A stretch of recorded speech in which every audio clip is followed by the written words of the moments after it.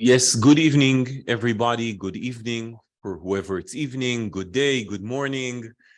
A special hello to our friends in Australia, where it's very late night. So welcome everybody to the Executive Committee, and we have also many members of the Hebrew University leadership. So welcome everybody. And it is my pleasure to invite Dan Schlesinger, our chairman, to open the meeting. Dan, please. Thank you very much, Ishai. Can you hear me? Yes. Great. Welcome, everyone. It's my pleasure to call to order this meeting of the Executive Committee of the Hebrew University and to welcome you all. I love seeing all your faces on Zoom. I have to note that as much as Zoom has given us a great opportunity to meet, it's not quite the same as being together in person. And so I hope this will incentivize all of us to make every effort we can to be in Jerusalem in June for the Board of Governors meeting. I think most of you are familiar with my practice over the last several years of observing our centennial by reviewing historically what was going on in the world, in the Jewish world, in the Hebrew University world 100 years ago.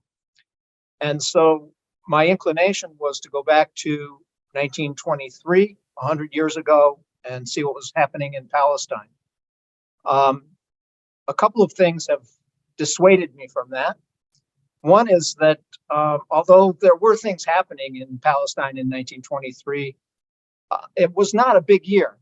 If you go back over the historical records of what was happening, there's not a whole lot to talk about. And so that slide, 1923 in Palestine, shows everything that I want to talk about 1923.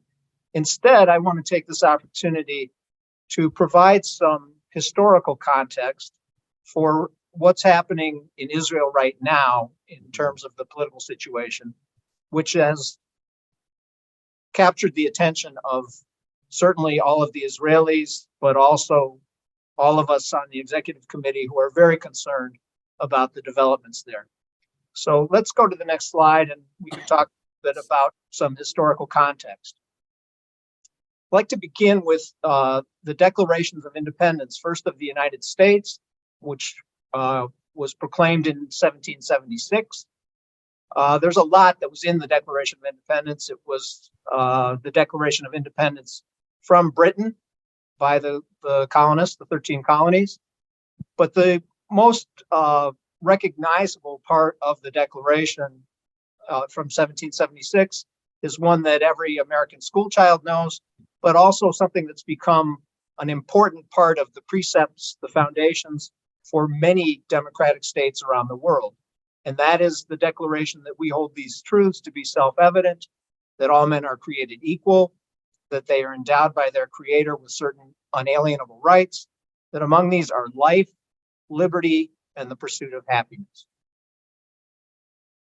There's a lot of debate about what that really meant, focusing on the word men, not including women, not including all men, at least only including white men at the time. But that's a topic for another day. What I would like to talk about is the precepts of life, liberty, and the pursuit of happiness, and the Declaration of Independence of Israel, which came out in 1948, some 170 years later, and some parallels. The Declaration of Independence of Israel was very different in a major sense. That is, Israel was not declaring its independence from Britain. Britain had already resigned itself to not controlling Palestine. But some of the precepts of that declaration are very similar. It may sound familiar, that the premise of the State of Israel is that would promote the development of the country for the benefit of all its inhabitants, based on precepts of liberty, justice, and peace, and that would assure the full social and political equality of all its citizens without distinction of race, creed, or sex, guarantee full freedom of conscience, worship, education, and culture. So those concepts were very similar to what was in the American Declaration of Independence. And then I'd also note the bullet point below that on this slide, which says that in the midst of wanton aggression, we yet call upon the Arab inhabitants of the state of Israel to return to the ways of peace with full and equal citizenship and representation in all its bodies and institutions, provisional or permanent, guaranteed to that minority population. Let's go to the next slide then, which takes us to probably what's deemed the most important case ever decided by the United States Supreme Court. After the Declaration of Independence in 1776, it took about 20 years for the newly founded country to adopt a constitution. But until the case of Marbury versus Madison was decided in 1803, there were some very strong uncertainties about what the United States Constitution meant and how it would be applied. The Marbury versus Madison case, it was fascinating from all kinds of standpoints, political and legal. But the most important aspect that I'd like to focus on today is that it established the concept of judicial review.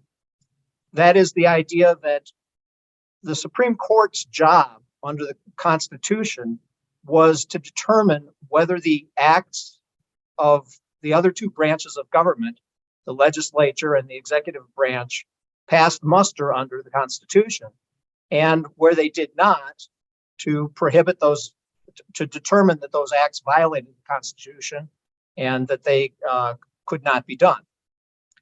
And in the context of doing that, the Supreme Court said a couple of important things, including that the very essence of civil liberty certainly consists in the right of every individual to claim the protection of the laws whenever he receives an injury. And also that the government of the United States has been emphatically termed a government of laws and not of men. It will certainly cease to deserve this high appellation if the laws furnish no remedy for the violation of a vested legal right. And then going down to the last line of that last bullet point, it says, is it to be contended that the heads of departments are not amenable to the laws of their country? So what I'd like to leave you with from this very important case of Marbury versus Madison is the concept of judicial review. That is, that there are restrictions on what the government of the United States can do, what the executive branch and the legislative branch can do, and they may not act contrary to the Constitution. Now, the situation in Israel is slightly different. And if we could go to the next slide. Israel, I think it's debatable, and I've had some ongoing discussion over the last couple of decades with Barak Medina, who is really a constitutional scholar, which I don't claim to be, whether Israel actually has a constitution or not. It clearly does not have a written document that's titled the Constitution, but it has adopted the concept of basic laws and the concept that judicial review is an important role of the Israeli Supreme Court. And that one of the things that the Supreme Court does is very similar to what the US Supreme Court does, which is to determine whether the actions of the other two branches of government are pass muster under those basic laws, under what many people would claim constitutes the Constitution of the State of Israel. And in this regard, I'd like to note some comments recently from Dan Meridor. We all know Dan Meridor, chairman of the board of our Truman Institute, and someone with tremendous history working in the government of Israel, including a lot of important positions, but one notable for present purposes as the deputy prime minister under Prime Minister Benjamin Netanyahu for many years. And what Dan Meridor said recently is that we succeeded, that is, the government of Israel succeeded, the state of Israel succeeded, because we agreed on two important aspects. One was basic values such as democracy, human rights, and the rule of law. And Meridor went on to note in this interview that an independent court is crucial to maintaining checks and balances. He said, in Israel, the parliament elects the government generally controls the parliament, and the prime minister controls both.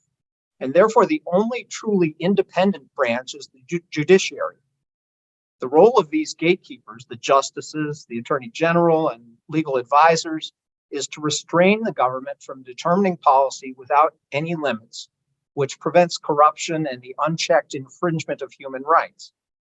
The new government is trying to destroy this balance, he warns. If these ideas get implemented, it will be a major shift. Israel will become a different country. Now, the situation in Israel, the political situation, has, as we all know, generated massive protests, demonstrations, lots of discussion, lots of impact. I'd like to focus on the impact on Hebrew University and the other institutions of higher learning in Israel. So if we could go to the next slide. This was a joint statement that I think everybody has seen, has read, a joint statement of all of the research university presidents and rectors that came out in January of this year.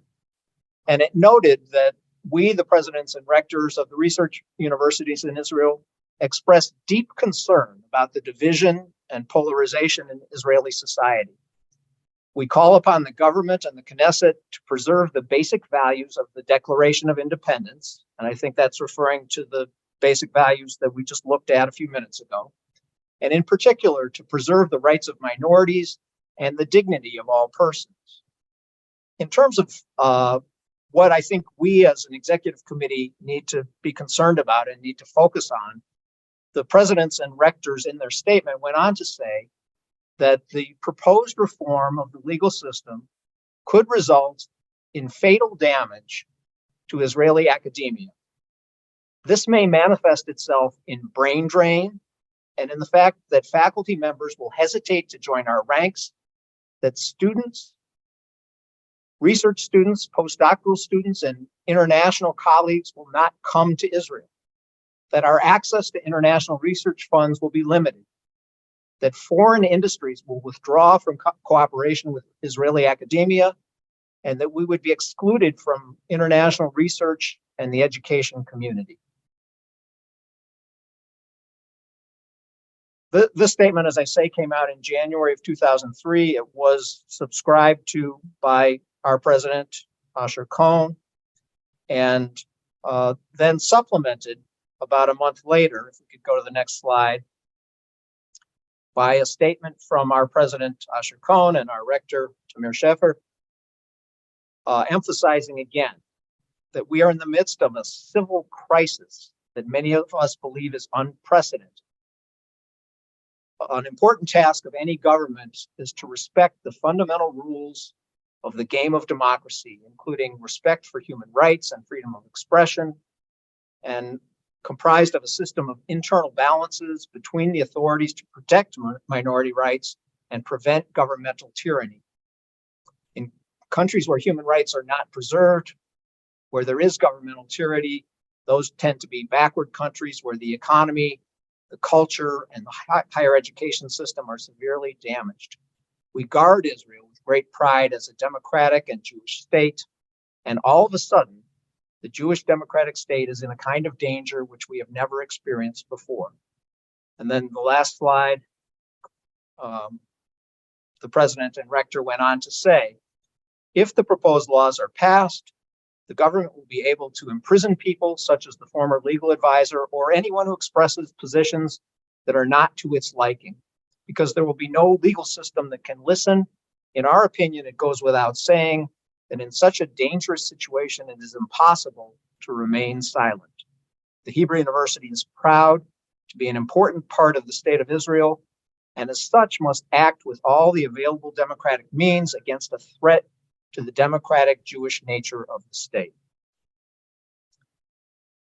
I wish I could say that this concern was overblown, that everything is a lot calmer, that things are dying down, and that there is no threat to the functioning of the Hebrew University and the education system in Israel. Unfortunately, I don't think that's the case. I've heard indirectly from President Cohn, directly from several other people in the university community, that exactly the threats that are referenced in the university president's statement, in our own president and rector's statement, are beginning to occur. There's tremendous concern. I think, let me invite President Cohn rather than my trying to go into it. Asher, could you give us just a couple of examples of the kinds of things that you've been observing and that are of tremendous concern to you?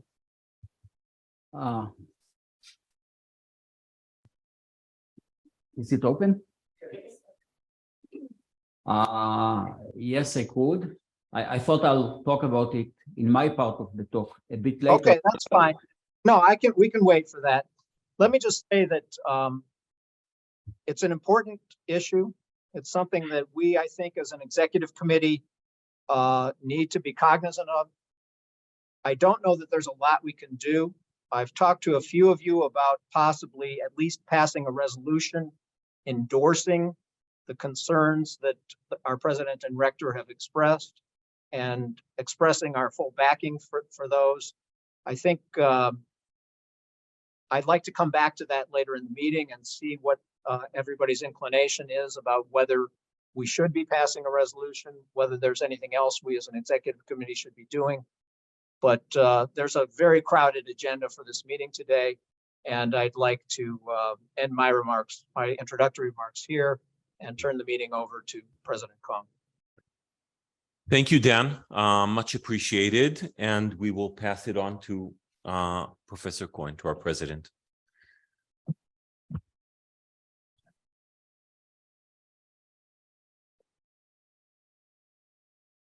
Hello, everyone. Nice to see you, even if it's in boxes on the screen. It's still nice to see all of you. Am I supposed to see the...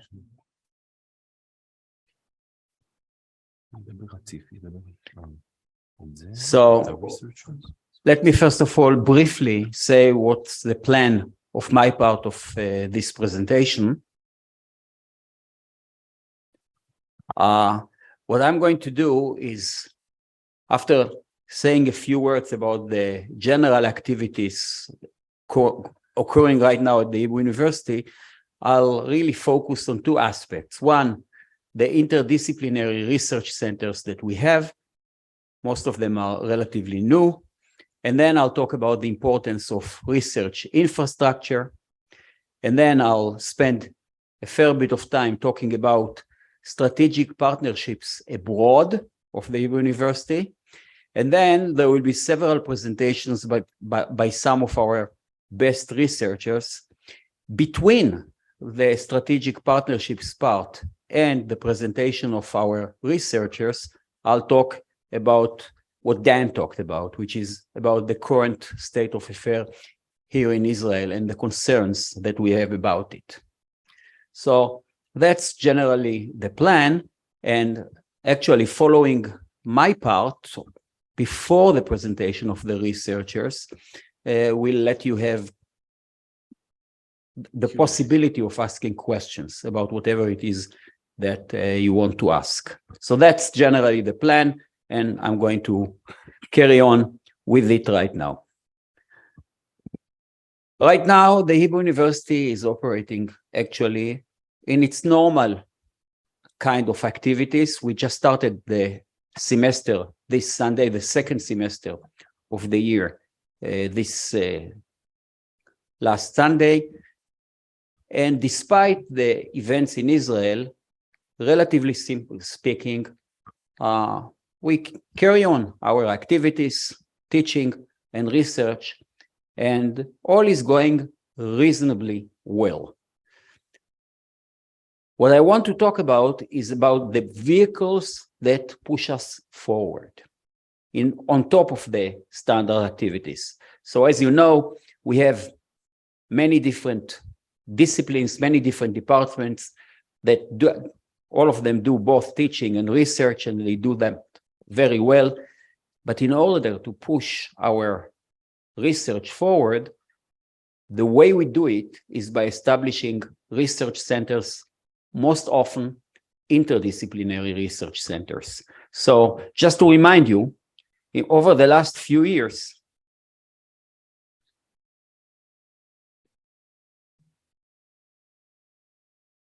I know it will come, here it is.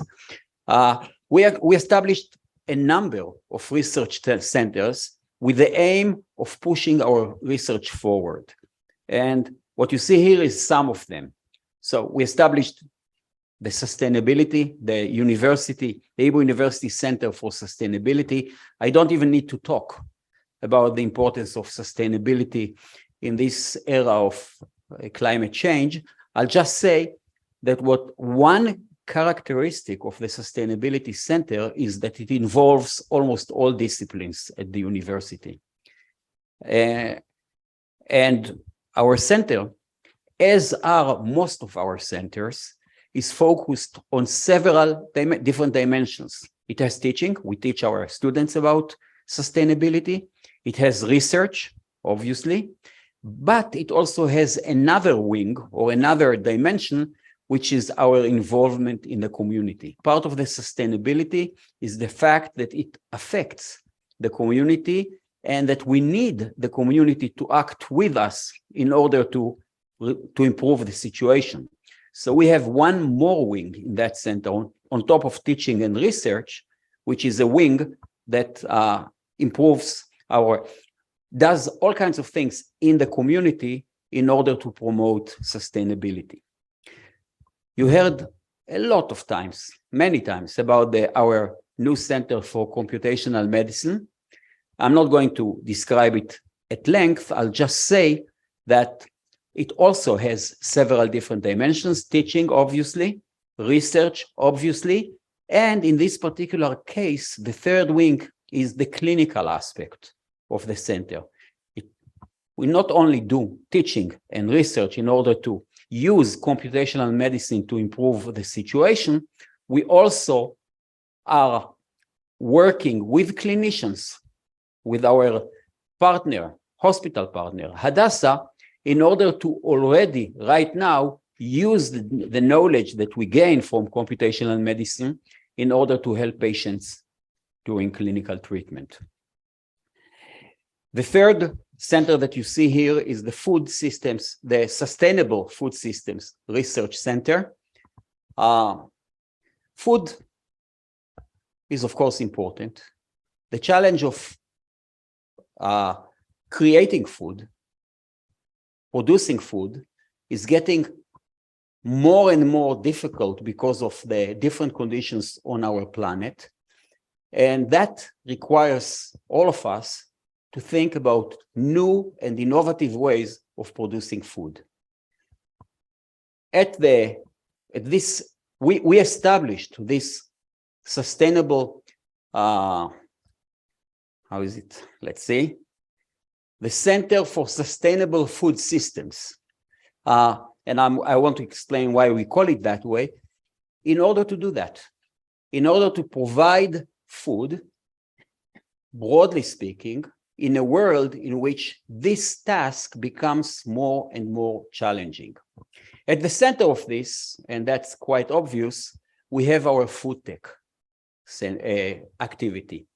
Lots of things that are done at that center are done in order to provide us with food technology things. One prominent example is the use of alternative proteins instead of meat taken from animals in order to provide food for people. We also have one prominent company that is actually producing cultured meat, that is actual meat, but not coming out of live animals, but coming out of pro-reactors in which we grow those types of things. These things are meant to provide lots of food in a world in which doing it in the traditional way is difficult. It's difficult because it requires the use of the emission of carbon. It's difficult because it requires lots of land. It's difficult because, well, it's difficult to really grow so many animals, and for many people, it's also problematic to kill animals in order to do this type of thing. And that's the food tech part. But really, the Sustainable Food Center is looking more broadly at that, because it's not enough just to do agri-tech and food tech. In order to really advance the situation, we have to think broadly. We have to think about land. We have to think about soil. We have to think about water. We have to think about all the conditions that are necessary for the production of food. And the aim of this center is to do just that.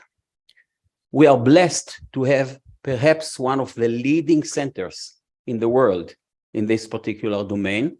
And when I'll talk about our connections with other countries, I'll expand on that. We do many things and push research in the traditional STEM fields, the sciences, but we also have some research centers, advanced research centers, new research centers in the humanities and social sciences as well. And below you see, in this slide, you see the Digital Humanities Center that we established in the humanities. This center takes advantage of the fact that we nowadays have methods to look at texts, to look at issues that are part of the humanities with new ways. The idea here is to keep asking the same age-old questions that the humanities have asked and tried to give answer for ages.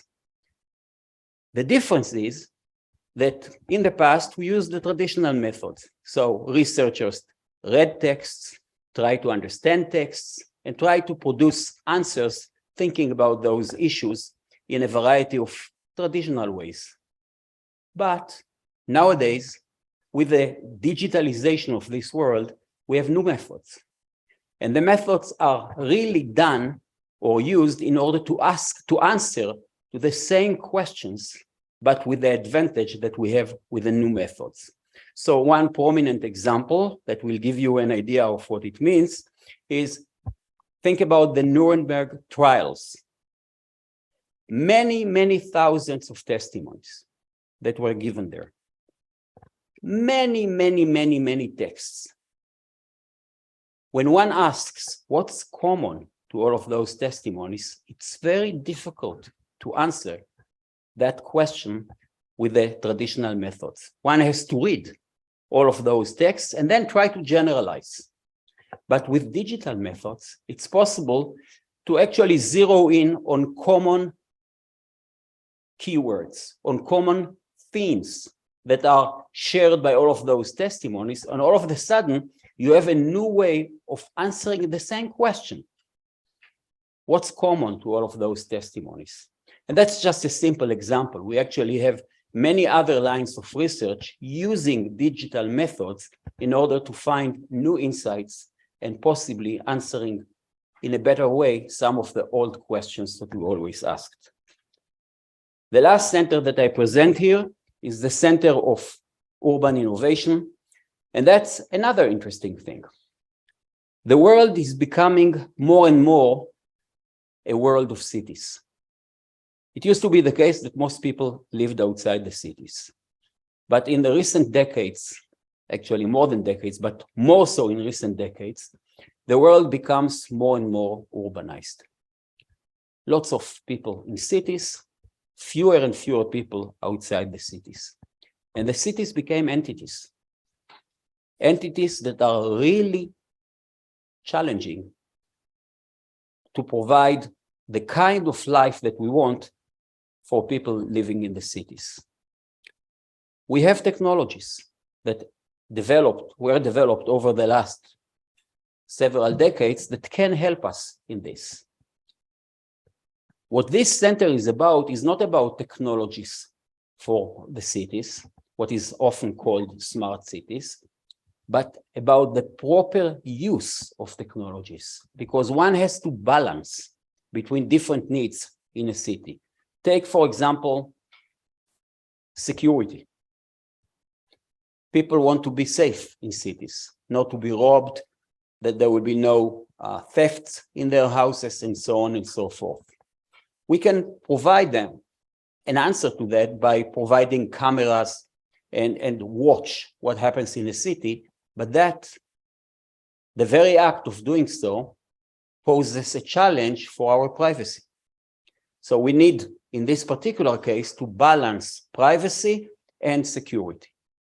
Similarly, in many other ways in which we want to improve the situation, traffic, for example, there are often clashes between different priorities that we have. What is really needed in this particular case is what I call social engineers. That means people that on the one hand improve the situation, but do it in such a way that takes into account social priorities and balance them. The issue here is not technology. The issue is how to use technology well in order to improve life without sacrificing other essential needs. It's not a simple thing. It requires lots of thinking, lots of technologies, lots of modeling. The Center of Urban Innovation does exactly that. I presented those 5 centers very quickly because I want to really present what is behind those centers. And what is behind those centers is the idea to use interdisciplinary research in order to push new types of research that maybe 20, 30, 40 years ago were not possible. We didn't have that possibility to improve life in cities in the way we have now. But now that we have, we need to know how to do that, and that's an interdisciplinary research that requires collaboration of different disciplines in order to do that. Likewise, in the digital humanities, we have to really involve both the humanities, obviously, that ask the questions and try to answer them from a variety of ways, and computation that helps answer some of those questions. Likewise, any other center that I presented and some others that we established in recent years are like that. So that's just a description of how we are trying to push our activities forward and to be at the front end of research.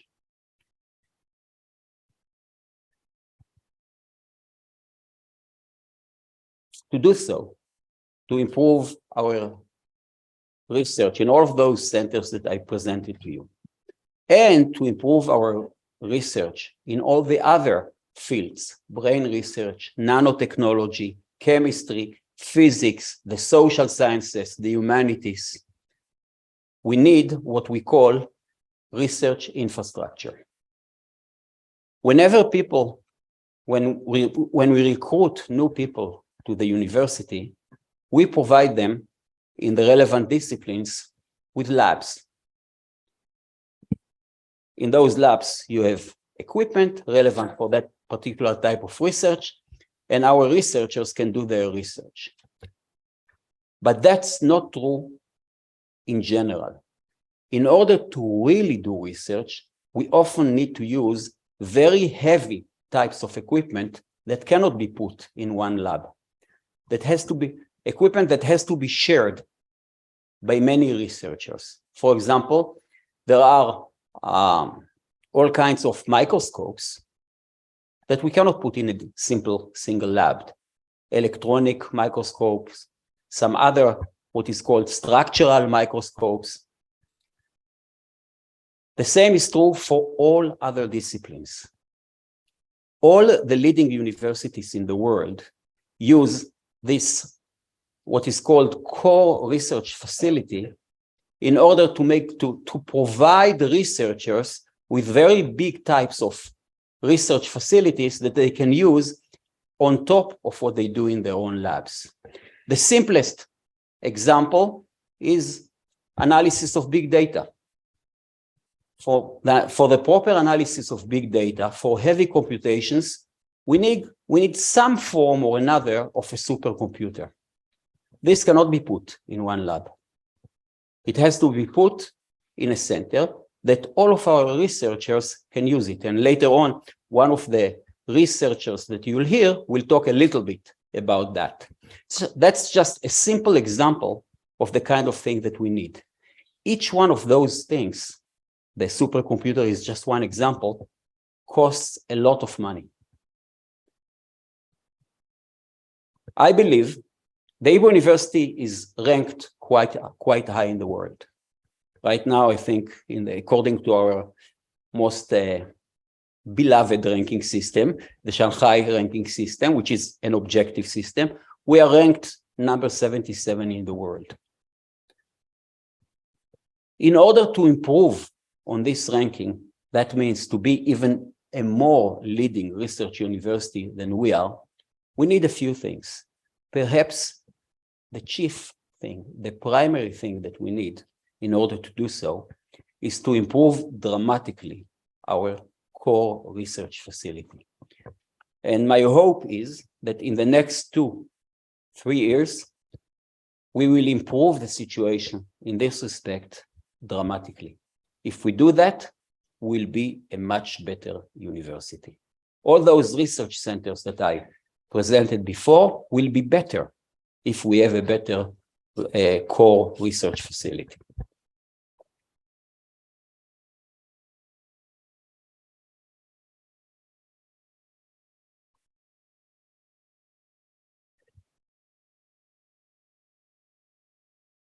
Now I want to talk a little bit about our international connections.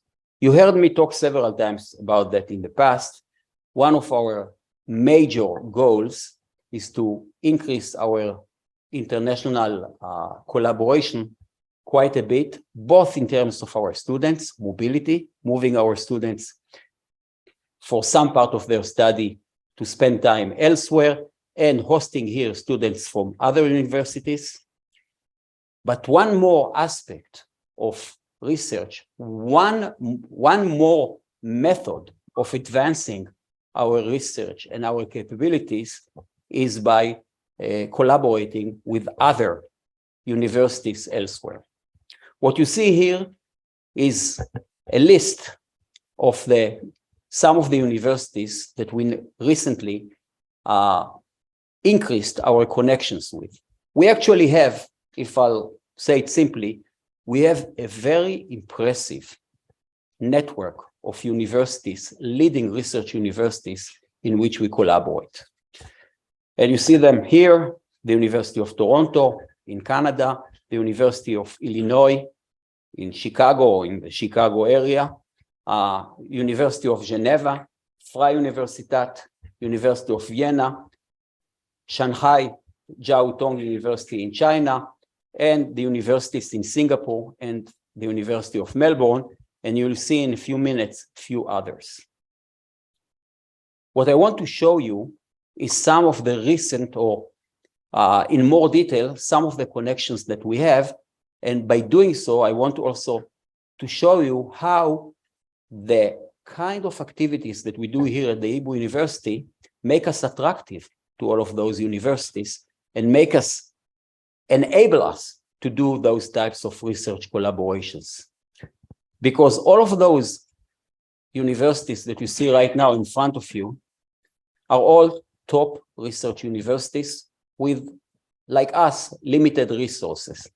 They will only collaborate with universities that provide them with relative advantage.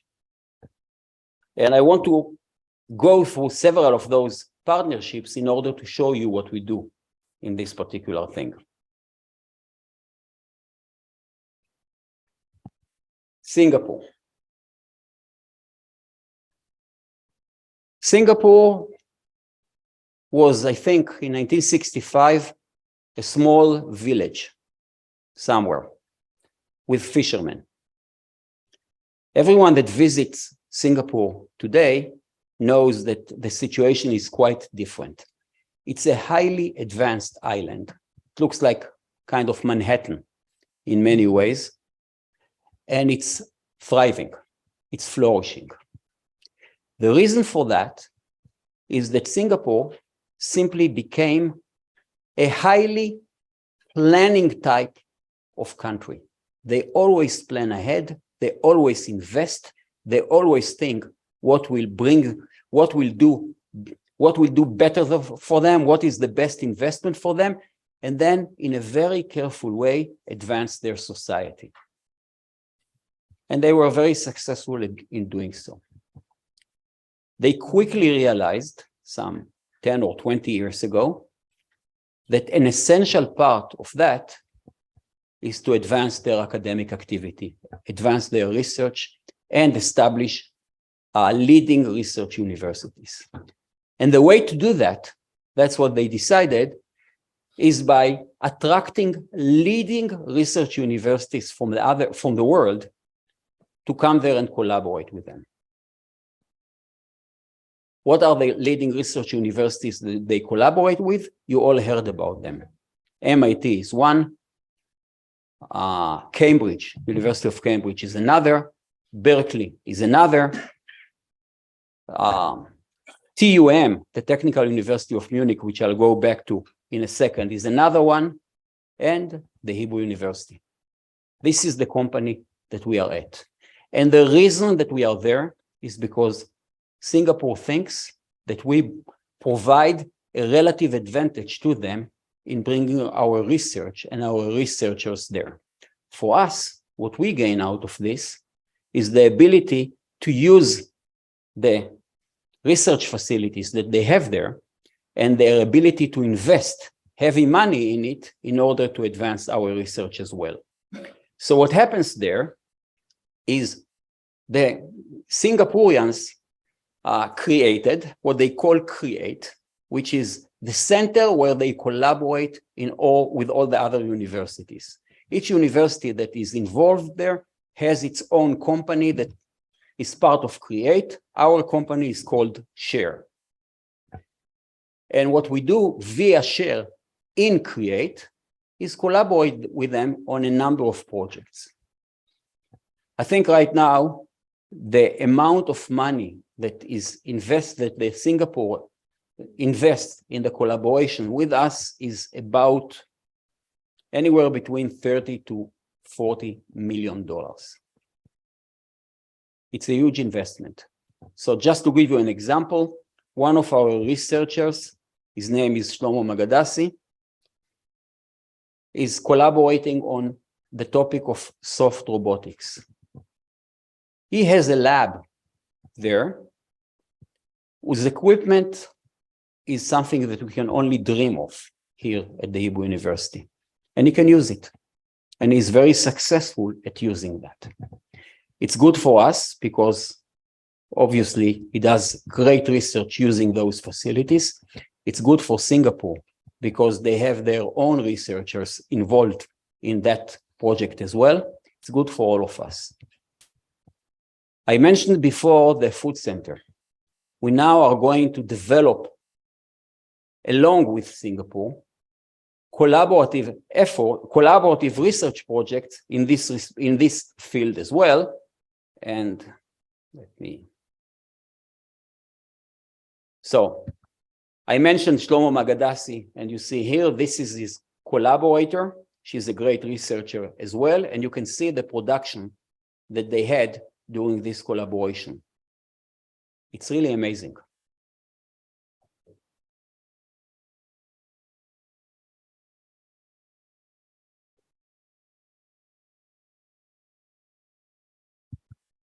As part of our food center, we also have a project on urban farming.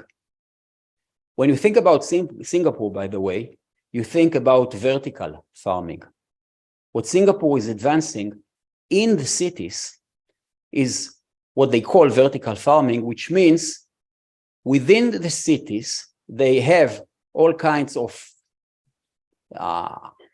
agricultural projects that go up.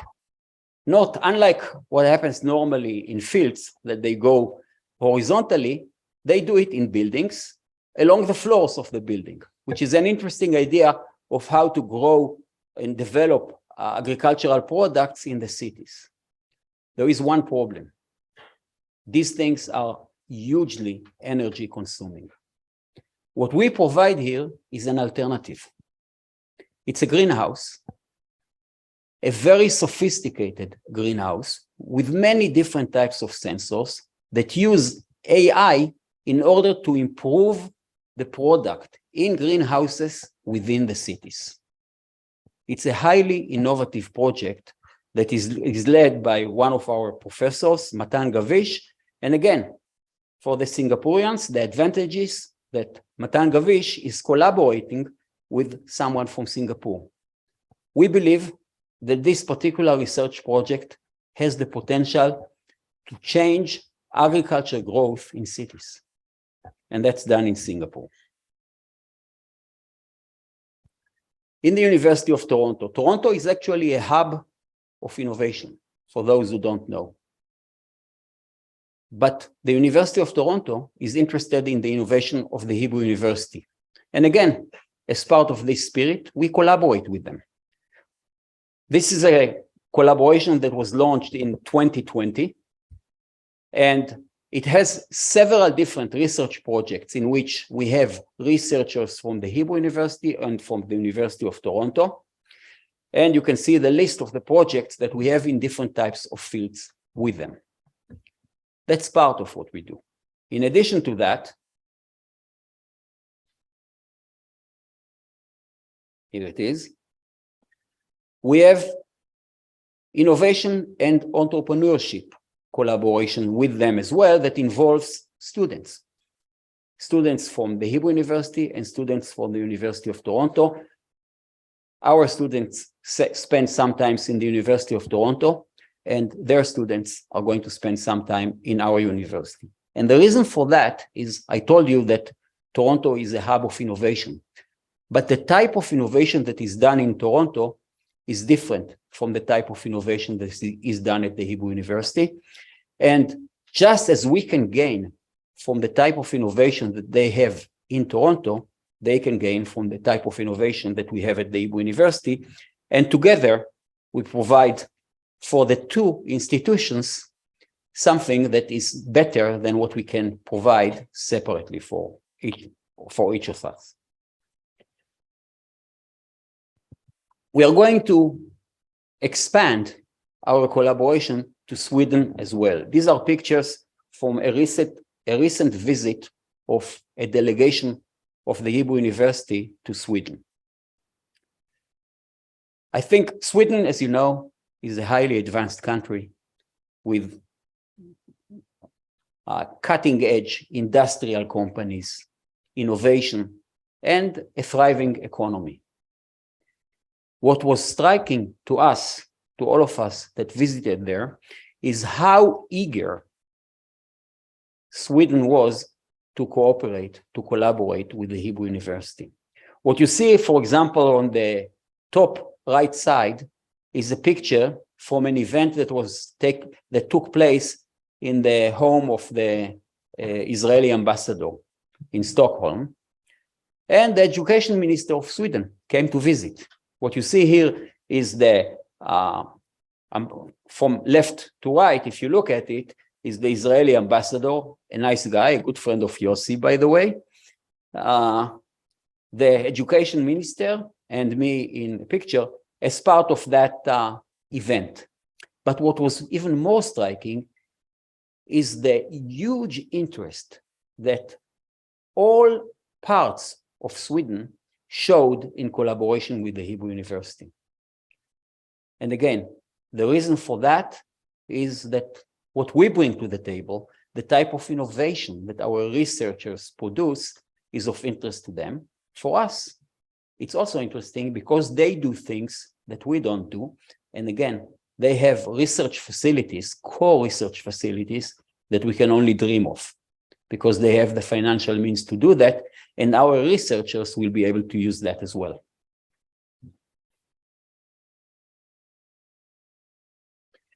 So these are just several examples of our cooperation with Swedish universities, and it's just a sample, and we believe that it's going to increase in the future.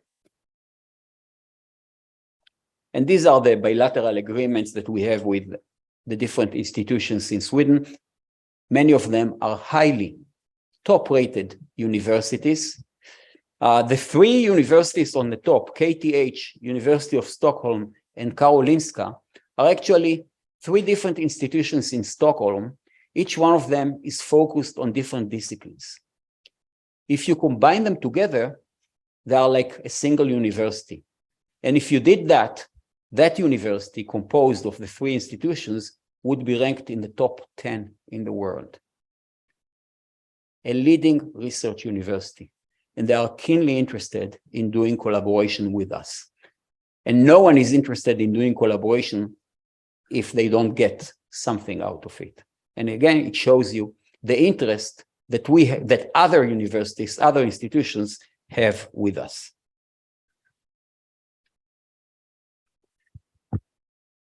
Speaking about food and our sustainable food center, we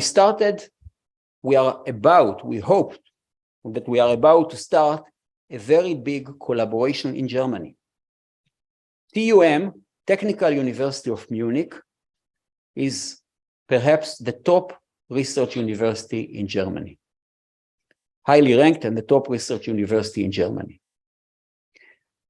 We now collaborate with them to establish a new campus in Germany in a place called Heilbronn.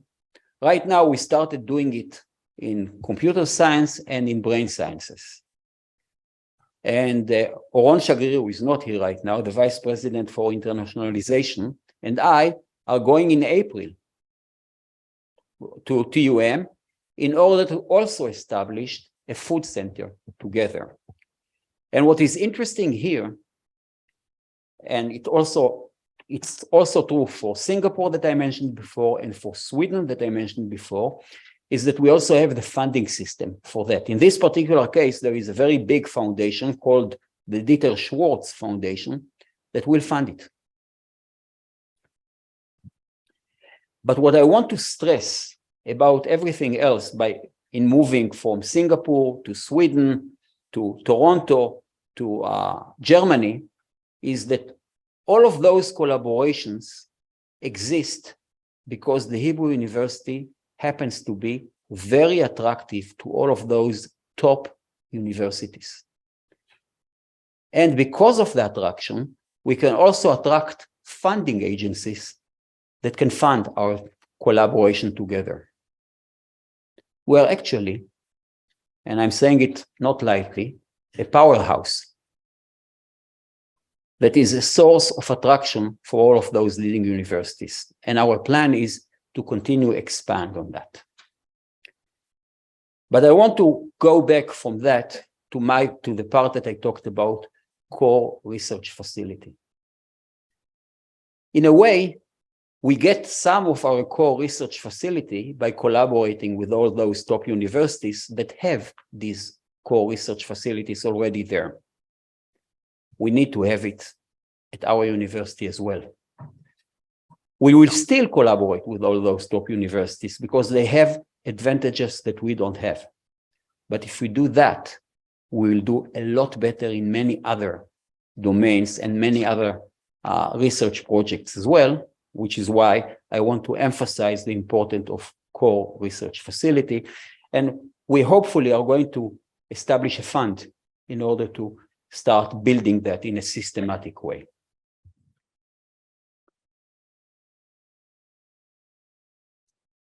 So this was the part that I wanted to talk about what we do and some of the things that we need. And now it's time to go back to you, Dan, into the topic that you raised. As you know, Israel is not quiet nowadays. Things are happening, so to speak. There is we have a new government, which is, and I want to emphasize this, a legitimate elected government that was elected a few months ago.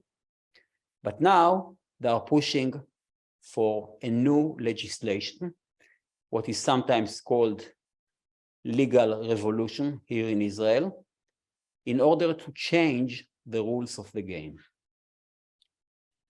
It's very important for me to emphasize that the Hebrew University is not a political institution. we do not get involved in politics at all.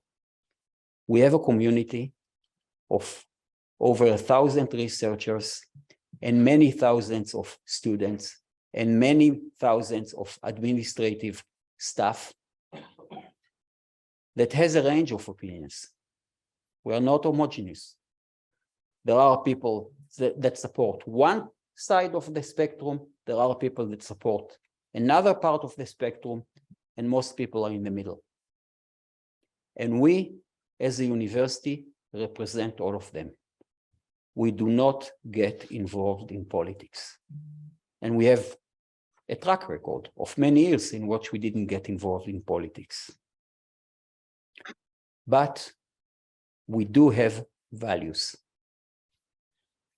Human rights would be a clear example of values that we have. Equality, another value that we have. And we do defend our values.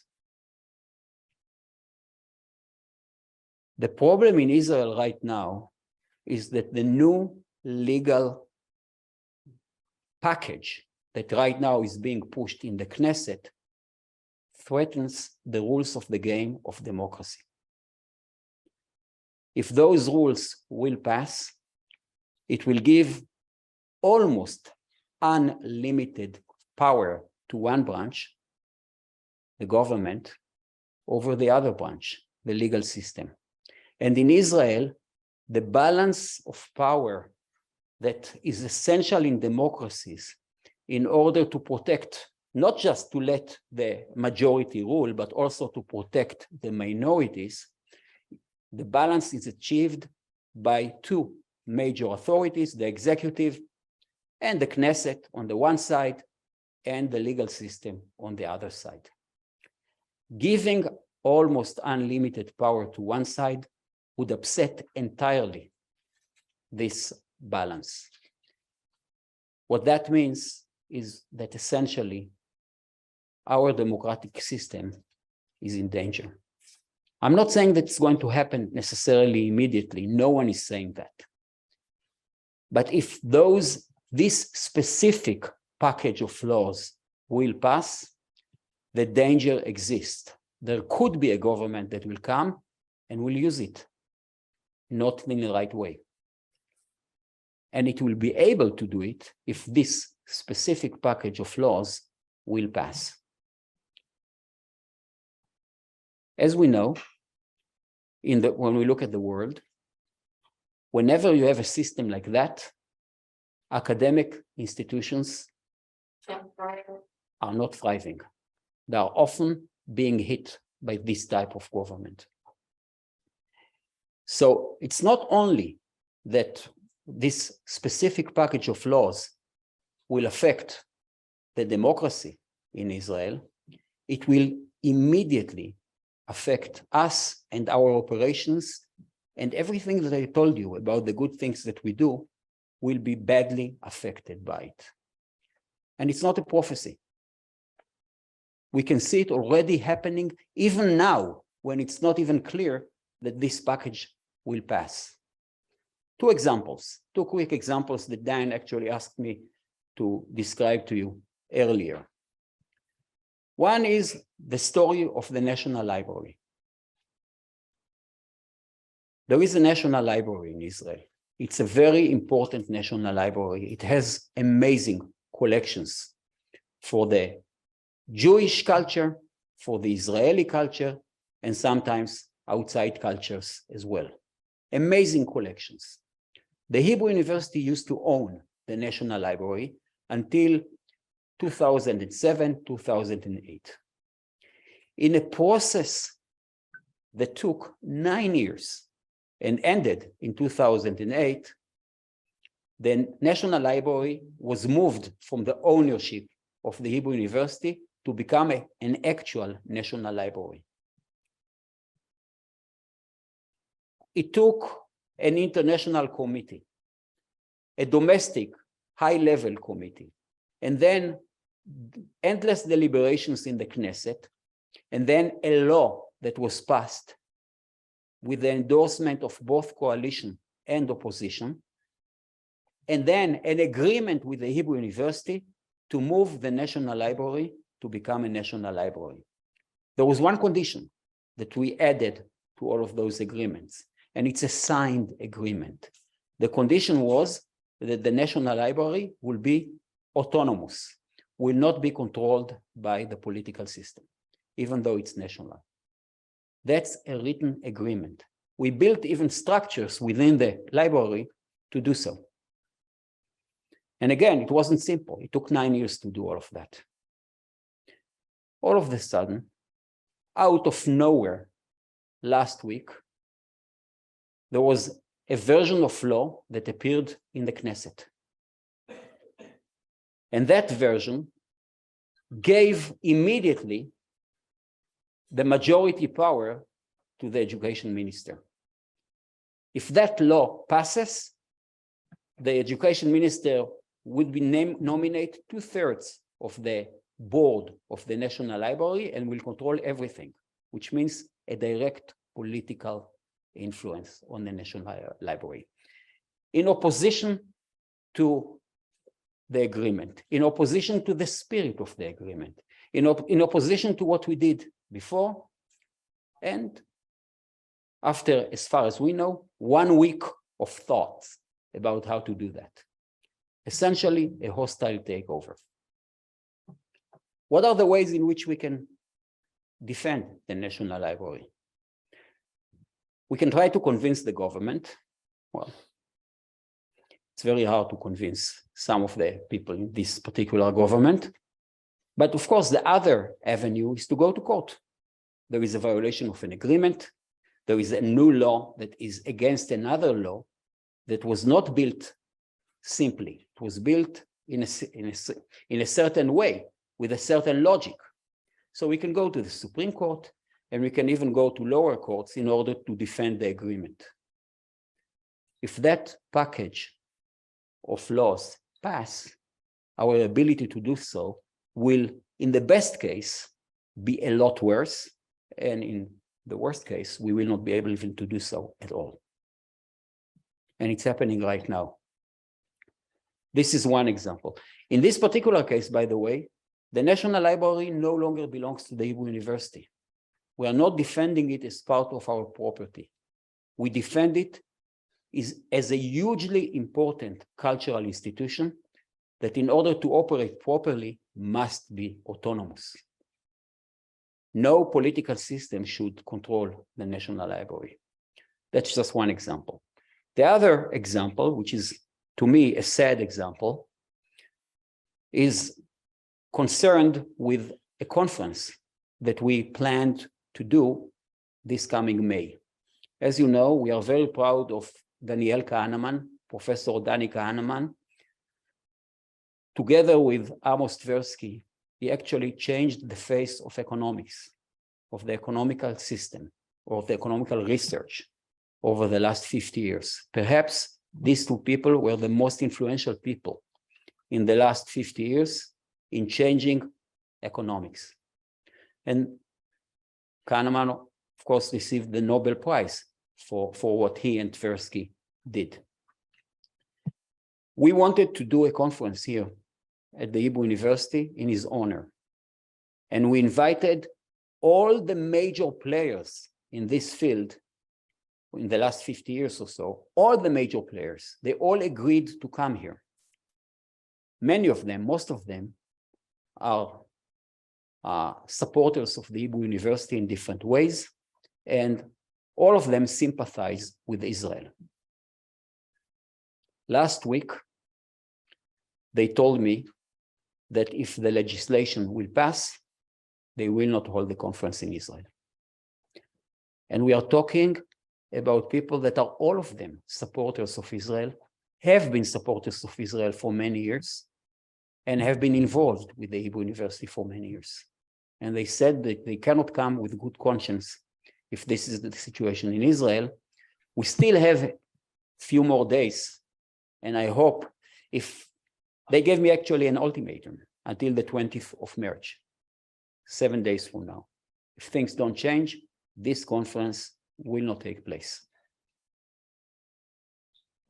Imagine what the situation will be in all of our academic activities if this thing happens. So needless to say, we tell the world what we think. We tell the world that this particular package is dangerous. Notice that I always say this particular package because there could be a discussion about a better way of balancing, say, the legal system and the executive system. That's fine. We will not get involved in it. We will provide our experts if they want to, but we will not get involved in it as long as there is some form of another of balance. So we are not opposed to changes. We are not opposed to this government, legal government, legitimate government, do what other legitimate governments do. And we are not opposed to changes. We are opposed to a situation in which we will not be able to operate as we used to, a situation in which the democracy in Israel will change. And we voiced our opinion on that.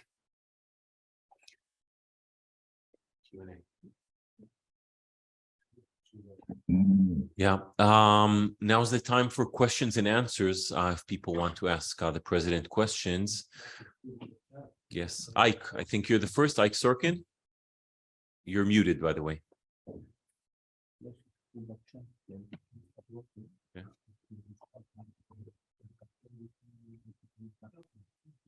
Can you hear me now? Yes, we hear you. Yeah. All right.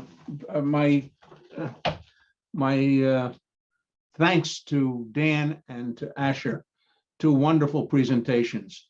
The one thing I wanted to raise, Asher, is the joint statement. And I looked for particular words in there and I saw the way the government has been reacting to all of this will hurt, and I'm quoting from the statement, international research funds.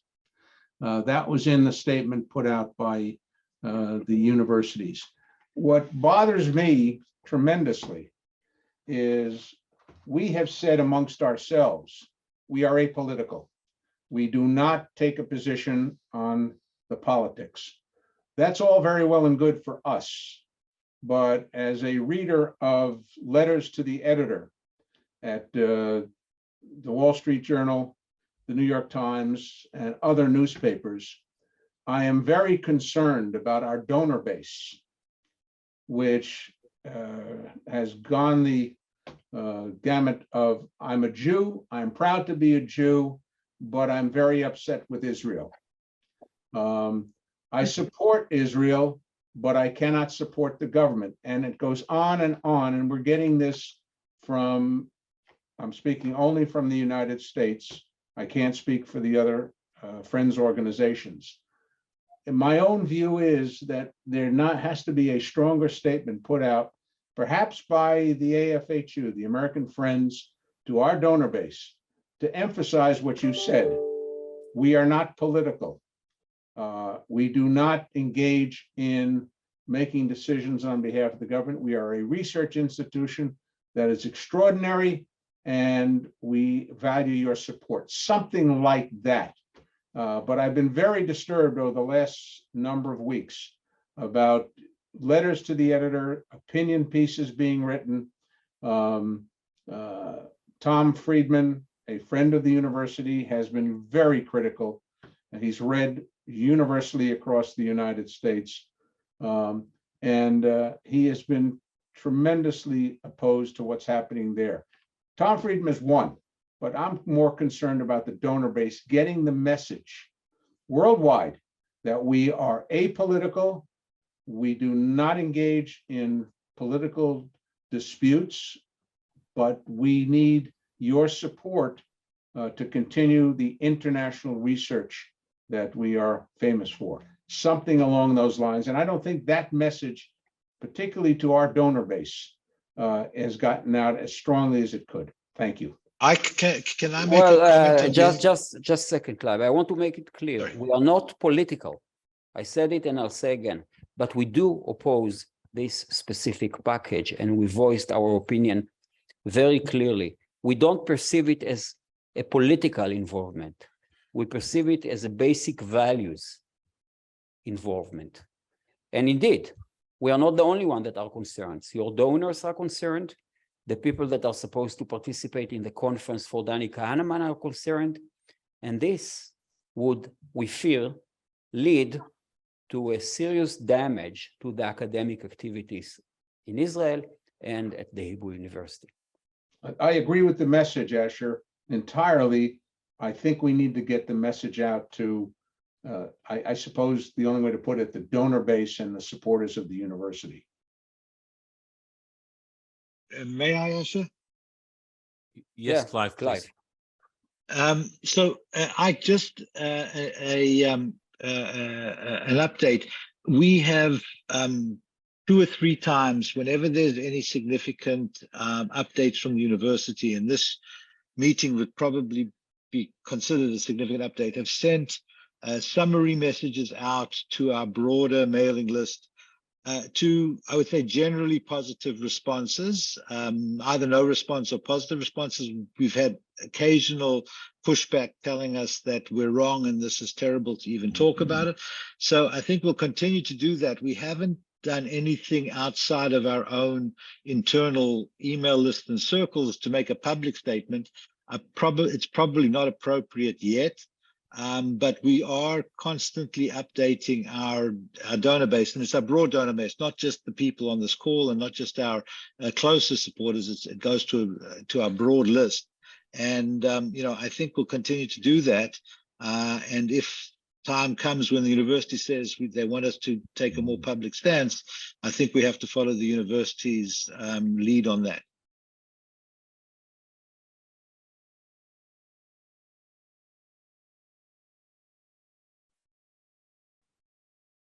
Any additional questions? Looks Yeah, like Monette has her hand up. Yeah, Monette, please. yeah, I agree with Clyde. We have a board meeting at the end of March where I was intending to give an update of this meeting.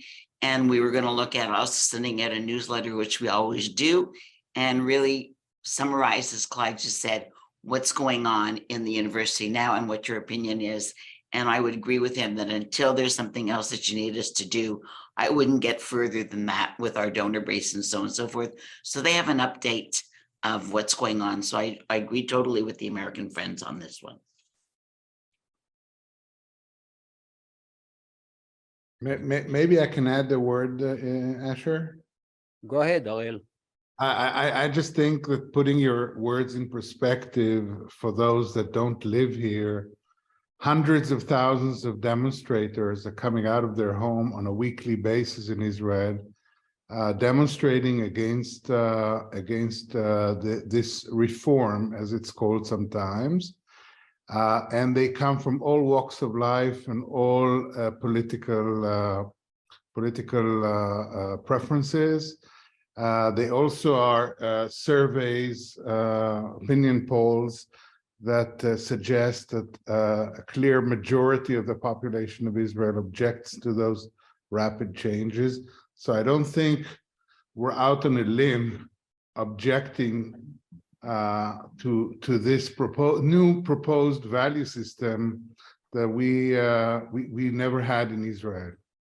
So I think we're on solid ground objecting to it and not appearing political as a result of that. Yeah, and I want to add one more thing. It's important to add that it's not over. We are in the middle of this process and it could be stopped. The demonstrations that Ariel mentioned and other activities that are going on in the background, not just the academic institutions, but all the major economical and cultural institutions in Israel seem to oppose to that move.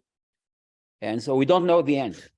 We are in the middle of this process of making sure that this package is not appropriate and should be removed. But we are not in the end yet.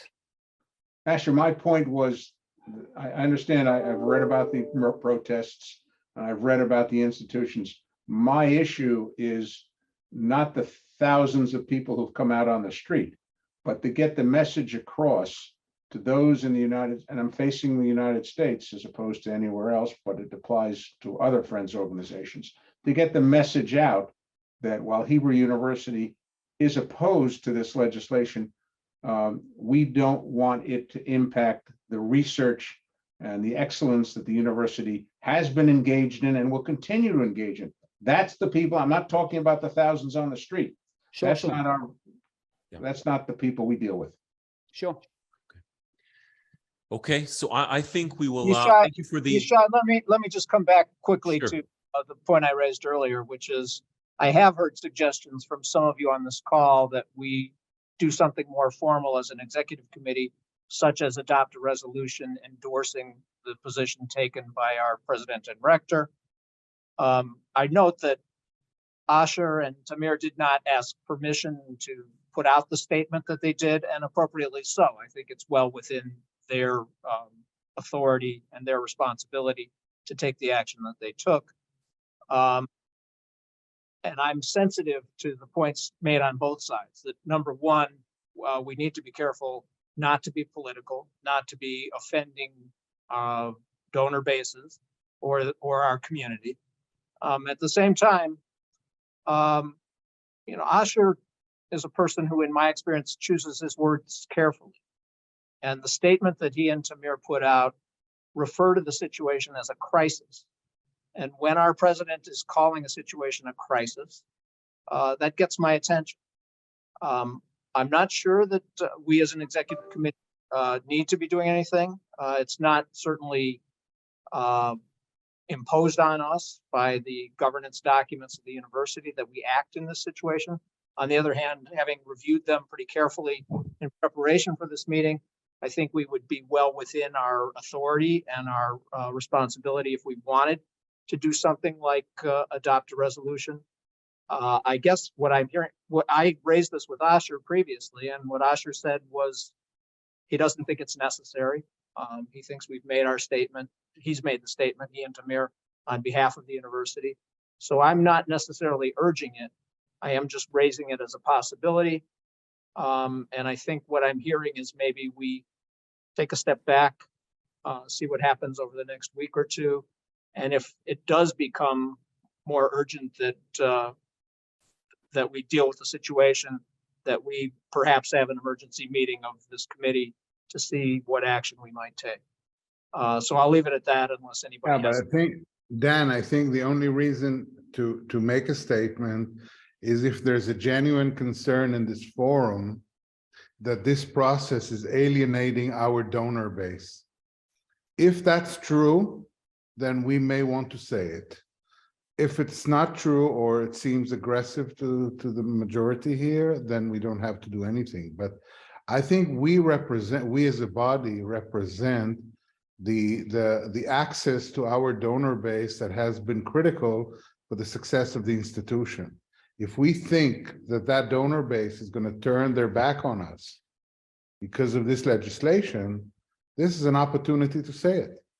Yeah, Harel, my concern is not simply with the donor base, it's with the entire community, including, Asher is much closer to this, and many other people on this call are much closer to this than I am. But I do have contacts with some of the faculty at the university, and it's only a handful at this point, but a handful of faculty members have said they're investigating. They're looking to where they could find positions outside of Israel, just in case the situation worsens and the goals of this particular government are realized.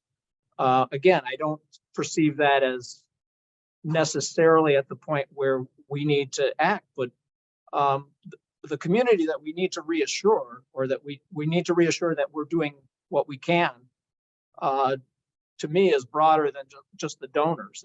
It's all of us on this call, it's our faculty, it's the community in Israel, it's the community around the world. And that is. And it's the students who choose to come here. The students and their families who choose Israel and Hebrew U. Yes, good addition, Gail.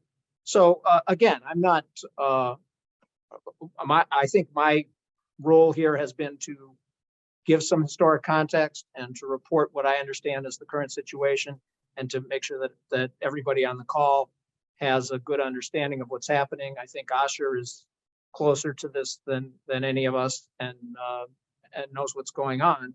So I'm not hearing from Asher any urging that we do anymore. In fact, what I think I heard from Asher is there remains a significant possibility that things will resolve in a more favorable way. And so perhaps the best thing to do at this point is to take a step back and see what develops. Well, just to And make Dan- sure, I'm not sure what's going to happen, unfortunately. I wish I was. There is a possibility for that all of this will go away, but there isn't probably with equal probability the possibility that it will get worse, in which case you will hear from us and then we'll ask you to act. Okay, so, with your permission, and I'm sure this topic will be continued, Yeah. unfortunately, I think we do need to move on, Asher, to the next phase, which is the researchers' speeches. So maybe we'll continue. Okay. So what I want to do now is to really show you several of our researchers, of our top researchers, and what they do, just to get a glimpse of some of the activities of the individual researchers. The first one is Moran Yasur, an amazing young woman who is interested in our microbiome, in all of those trillions of bacteria and other small creatures that live in our body, and turned out that they have an immense influence on our behavior. Moran is part of our Computational Medicine Center, a young, bright star, and I'll let her do the talking instead of me. Hello, everyone. I'm Dr. Moran Yasur, and I'm here to tell you about myself and about my research. Personally, I did all of my degrees here at the Hebrew University. I did my undergraduate, my master's, and my PhD at the Computer Science and Computational Biology program here in Givat Ram. After that, I moved with my family to Boston, where I did my postdoctoral training at MIT and Harvard University, where I study the microbiome. What is this term called the microbiome? I'm sure many of you have heard of it. It's the collection of bacteria specifically in and on our body when we talk about the human microbiome. What do these bacteria do in our body? What is their role? They play multiple roles. For example, if we think about the gut bacteria, they can make molecules that we can't make. Like, for example, vitamin K. Although we can make them, but we actually use the ones that the bacteria produce for us. They can break molecules that we can't break, like nutritional fibers that we all eat and digest, yet our body cannot absorb them, so they're left for the bacteria in our guts to grow on. And finally, they're very important for the education of our immune system, such that we can look at the first 6 months of our life and the diversity of the gut bacteria. The more diverse it is, the better and the stronger our immune system is. So specifically, we study 3 large topics in the infant gut microbiome. I should start by saying that we have trillions and trillions of these gut bacteria in each and every one of us. And one big question is, how does it all start? So the first question that we're interested in is, how does this community begin? Where do we get our first bacteria? To our surprise, we see that depending on our type of delivery, whether it's a C-section or vaginal delivery, we can find different bacteria in the guts of infants. For example, if you were to give me a stool sample of a 6-month-old, I can tell you with about 80% accuracy whether he or she were born vaginally or by C-section. This is pretty amazing. Think about it. There's a memory inside the gut bacteria of our infants based on which kind of delivery they had. So why is this the case? So this is exactly the questions that we're asking in the lab.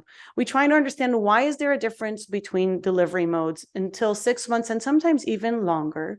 We try and ask, do the bacteria that we see in the infants, how many of those are actually originating from the mother? How much of the maternal to infant transmission is happening at birth and how much is happening later on? So these are all like the first types of questions that we ask. The second type of question that we ask is, okay, so delivery is probably the most important variable, but what happens later is also very important. The first few months of life of the infant really shape the bacteria that we see in their gut. Why is that? Because after delivery, the most important factor is whether the child is breastfed or formula fed. And I think all of us staying here today, virtually or physically, have been fed either formula or breastfeeding, or some of us specifically milk from cows, like I was, and late 70s, I must say. And we all grew up pretty okay, right? So what is the difference? How is the type of feeding really impacts our gut bacteria? So here's the story. Remember, we talked before about nutritional fibers. These are all the things that we eat, for example, in lettuce, right? And while we eat them, they're not digested by ourselves, by the gut, and they move all the way down to the bacteria that digest them further. The same thing happens in breast milk. The third most abundant component in breast milk is called human milk oligosaccharides, or in short, HMOs. Now, while these HMOs are important, they're sugar, they're carbohydrates, and they're important to get energy from, the babies cannot digest them at all. So in other words, the mother is producing a lot of energy to put in a specific molecule of sugar in her milk, and yet the babies cannot digest them. So why are they there? So you guessed it. They're basically feeding the bacteria in the infant gut. So this connection between the breast milk and breastfeeding in general to the composition of the infant gut is fascinating, because there are multiple types of these HMOs, roughly between 50 and 200, and there are multiple types of bacteria that are found in the gut of infants. So what we try to do is we try to combine these and kind of build a matrix that compares all the different types of sugars that we find in breast milk and all the different kinds of bacteria that we find in the infant gut. And we want to understand which bacteria can grow on which kind of sugar. Why is this important? You probably ask yourself. And the reason is that we want to make sure that when we mimic breast milk, we mimic it to the best of our ability. And when you think of the best mimic of breast milk is what we see in formula, right? An infant formula. An infant formula today contains one, maybe two types of these HMOs. But we really want to think of it as like getting the minimal set of these HMOs, of these special sugars that will feed as many types of bacteria as we can in the infant gut, so that we mimic not only the nutrients in the breast milk that go to the babies, but also the nutrients that provide their gut bacteria to grow as best as they can. So this is the second big question, right? What happens at the development? The third and probably most important yet most difficult question to address is, what is the impact of these different bacteria on the infant health? So I told you that it's interesting that kids born by C-section or vaginally have different gut bacteria. And I also told you that kids that are breastfed versus formula fed have different gut bacteria. But we all know kids and adults that were born by C-section, never breastfed, and are super healthy. So what is, if any, the impact of all these different gut bacteria on the health eventually? Because that is what we're interested in. So this is, again, the most difficult question to ask. What I can tell you is that, first of all, we don't have an answer yet, of course, but also that we have some circumstantial evidence that suggests that this composition of the microbiome really can play a role in our health later on in life. For example, we know that kids born by C-section have a higher chance, higher probability of developing autoimmune diseases. Now, we should all know that, statistic is statistics. That means that still there's a very low fraction of kids who develop autoimmune. And within those, the kids born by C-section have a higher chance of developing those autoimmune diseases. We also know that kids with different microbiome have different immune strength or different, I would say, rigor immune system. And here's an example. Kids who are growing in houses that have cats and dogs, mostly dogs, that go in and out of the house, and so they kind of bring back all the good bacteria that we found outside. If the kids if they have these specific pets, or dogs are probably the best examples, in the early, let's say, first 6 months of life, there are studies that show that their chance of developing various autoimmune diseases, or at least allergic diseases such as asthma and eczema and so on, is dramatically reduced. Another example, and of course I'm not comparing, but you can have a dog or you can have older siblings, and both of them are factors that basically bring back bacteria from the outer world into our home. And so we know that the more exposed the child is to multiple types of bacteria, and the more diverse their community of gut bacteria is, the better their immune system is. So we wonder, is this challenge, is this difference in autoimmune prevalence is mediated by the gut bacteria? So again, we don't have answers yet, but what I can tell you is that we're working on it. So let me tell you a little bit about this kind of projects that we have in the lab. We have collaborations with multiple hospitals in Israel and abroad at MGH in Boston, Mass General Hospital. We study multiple questions that relate to the topics that I just explained. For example, we have a collaboration with the neonatal intensive care unit, NICU, at Hadassah Medical Center, where we ask what is the impact of different gut bacteria on premature infants on their health and how they advance through different stages of their prematurity.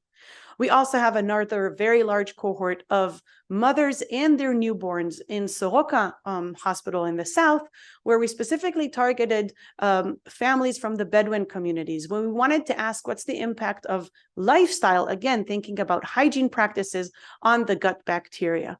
Specifically, we're very interested in the Bedouin community cohort because we also find a very high abundance of antibiotic resistance genes due to multiple reasons, which we're not going to go into this time.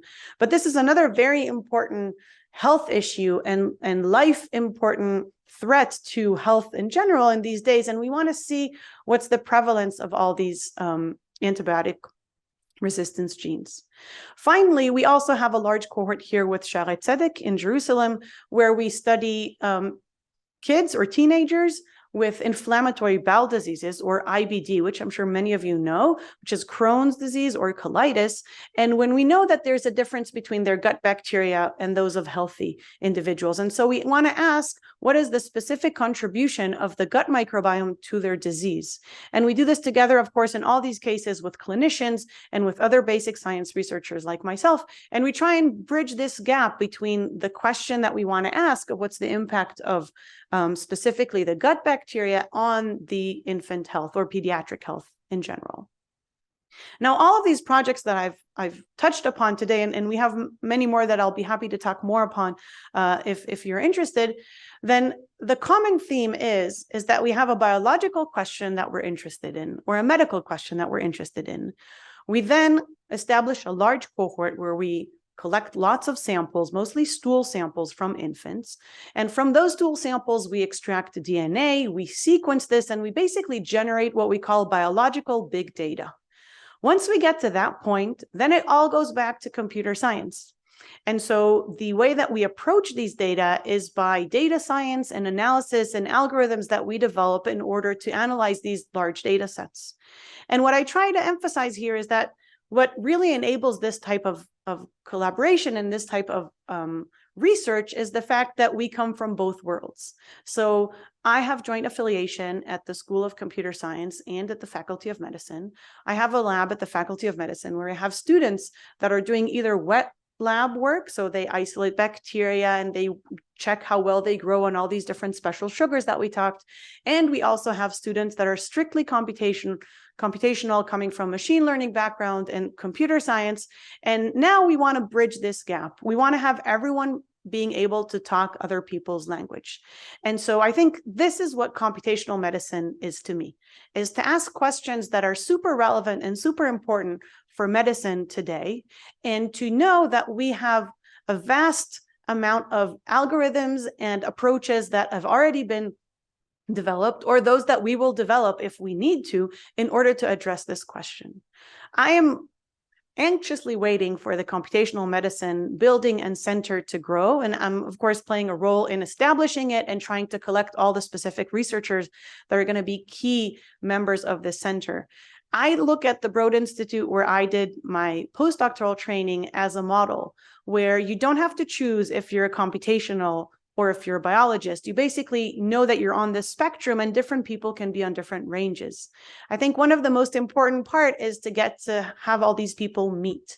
And so having this building and having this center is really what will have a house or a home for this new endeavor, that we already have computational faculty members at the medicine faculty and experimental faculty members, and we want to make them to all speak together and basically, get to new horizons using these new collaborations that we hope to establish. Thank you so much. Well, this was Moran Yassur, a bright young star in our computational medicine.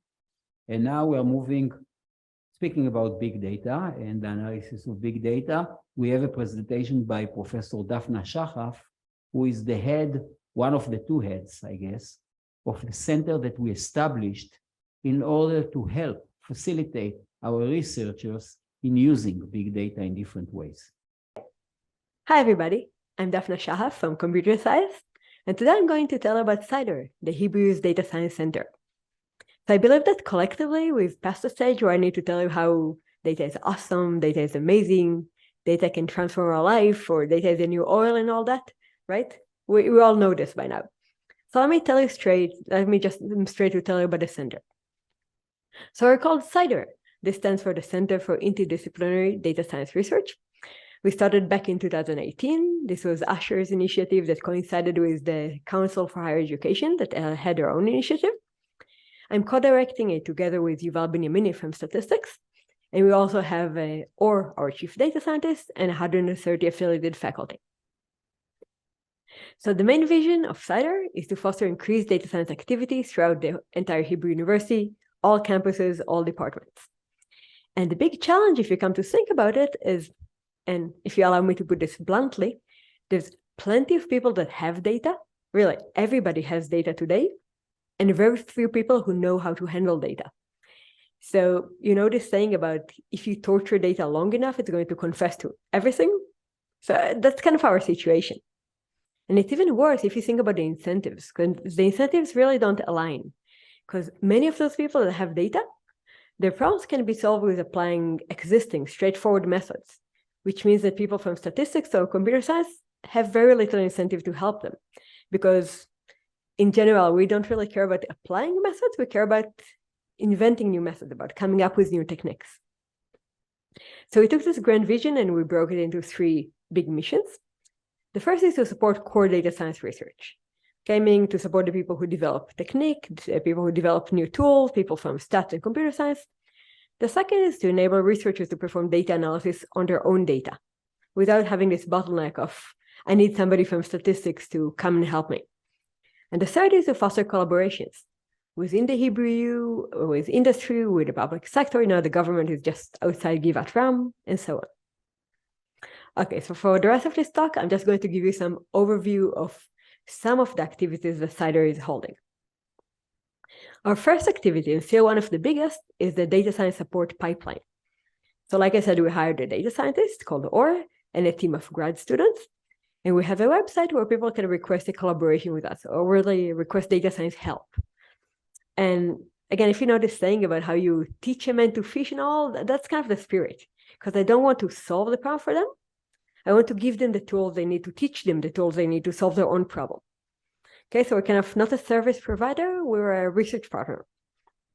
And just to give you the flavor, since May 22, we support the 41 projects. Usually it takes something like between 1 month and 1 year. We also have some quicker kind of turnaround, something they can solve with 1 or 2 meetings.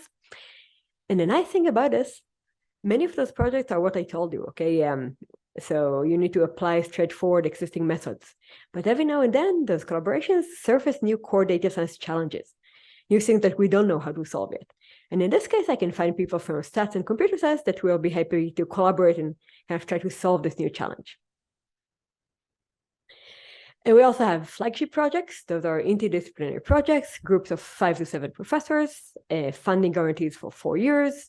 And we also make them develop new grad classes around the tools that they develop.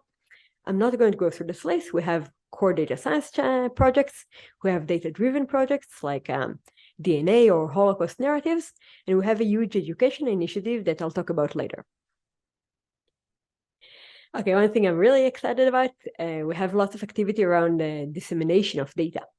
So we have grants for creating data sets, grants for sharing data sets. We started a collaboration with the Library Authority, mostly because it doesn't make any sense that there's at least 5 professors that I know of at the Hebrew that collect data from Twitter and are not aware of each other or of each other's data.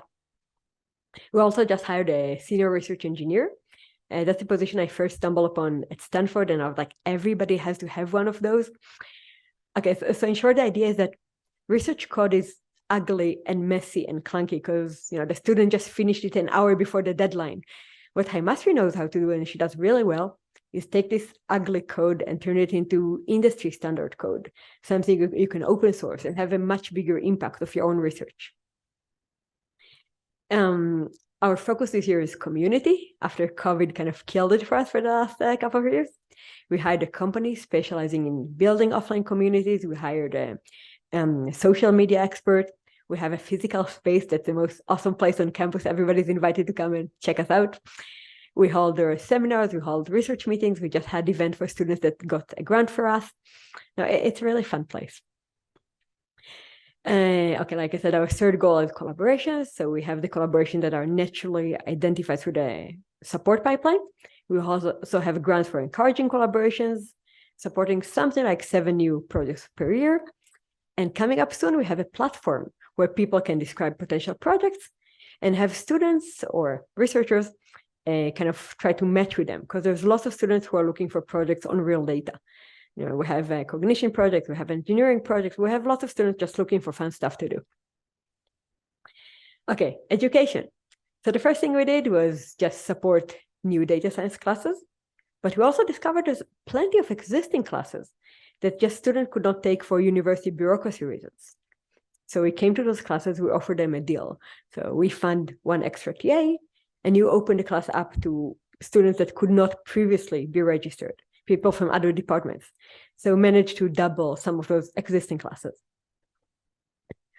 Okay, that's one that I really, really like. So you know MOOCs like Coursera and massive open online classes. So ideally, I would send all students to just take some data science MOOCs, because there's plenty of material there, high quality material. But MOOCs have a dropout rate of something like 99.9999. So what we built is this class that we call Self-Paced Intro to Data Science. It's a class for all graduate students across all departments. Basically, in the first week, we interview those students. We ask them, like, what do you already know and what do you need to know for your own research? And we match them with the right MOOC. We handpick the right one for them.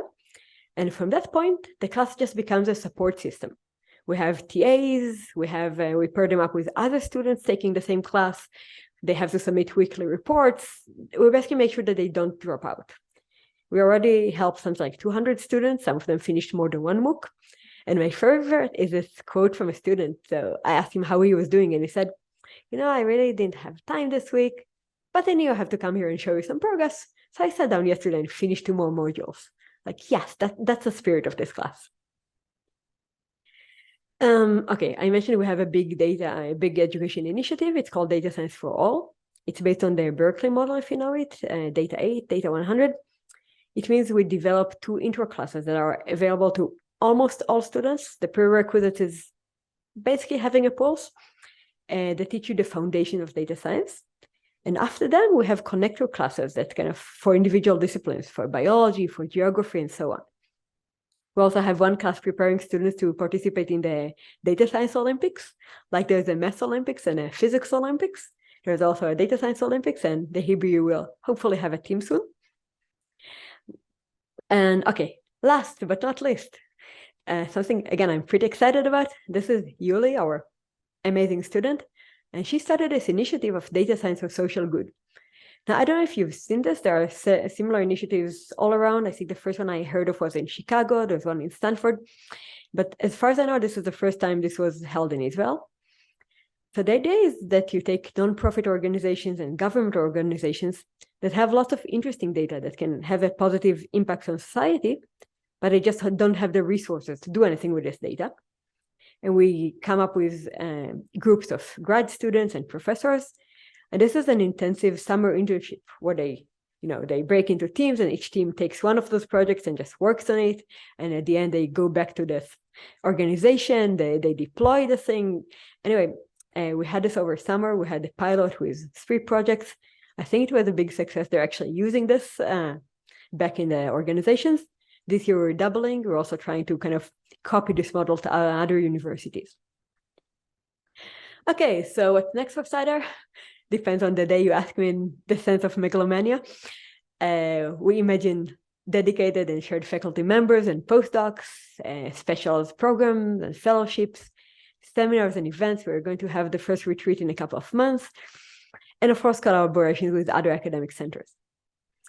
That's about it. If you have questions, you know where to find me. Thanks.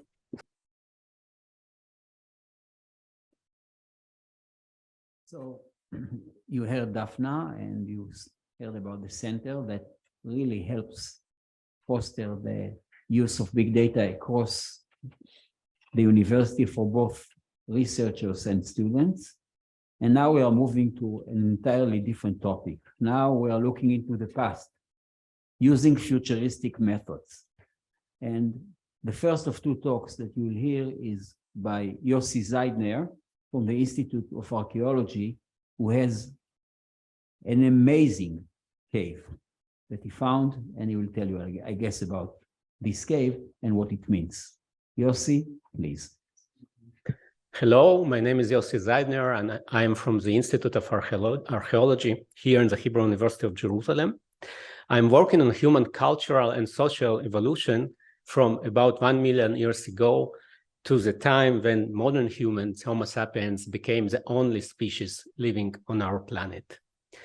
The study of human evolution and the development of modern humans became one of the hottest topics on the field of science today. And by evolution, I mean all fields of study of human past, including biological, social, and cultural aspects. Our recent anthropological and archaeological discoveries at the sites of Nesher Ramle and Tin Shemet Cave have had important impact on these fields, and today I will provide a glimpse into these studies. Just a decade ago, we knew only about two types of hominins that lived on the Earth about 100,000 years ago: Neanderthals and Homo sapiens. Thanks to significant anthropological and discoveries made during the last decades, today this number grew to at least 6. One of them is our recent discovered Homo Nesher Ramle, who lived in Israel side by side with Homo sapiens. In addition to that, the new genetic evidence shows that Homo sapiens interbred with some of these human types, particularly the Neanderthals, as early as 200,000 years ago, which means actually that biologically we're much closer to that archaic hominins than previously thought. This revolutionary understanding was achieved through the discoveries on the field of ancient DNA made mostly by Svante Pääbo and his colleagues, and for that he was awarded the Nobel Prize for Medicine in 2022. Our region is particularly important for study of human evolution. Israel is a bridge connected between Africa and Eurasia, and this narrow strip of land was always used for human migration, dispersals, and movement. At least 3 human types were found in Israel, making its unique laboratory for study of human evolution. In some archaeological sites, modern humans were found, in other Neanderthals, and together, Israel is a gold mine for human fossils. There is no other place on the planet where on such a small territory so many anthropological discoveries were made. The fossil bones of Nesher Ramle, Homo, were found at the site of Nesher Ramle. It's one of the richest archaeological sites from this time span, which I excavated in 2010, 2011, and since then I am engaged in studying and publishing the material from this site. Nesher Ramle hominins were mostly large bulls and cows hunters, and they used the site as their hunting ground. These bulls were twice as big as modern cows. But one of the major discoveries at the site are the human fossils, which includes this mandible and part of the human skull. According to our study, these fossils, especially the skull, show many primitive archaic traits, while the mandible shows some Neanderthal-like traits. And this unique combination allows us to suggest that this is a distinct type of hominin, which we call Nesher Ramle Homo, and which is the last known survivor of the archaic hominin population in Europe and Africa, and who lived here about 120 to 100,000 years ago.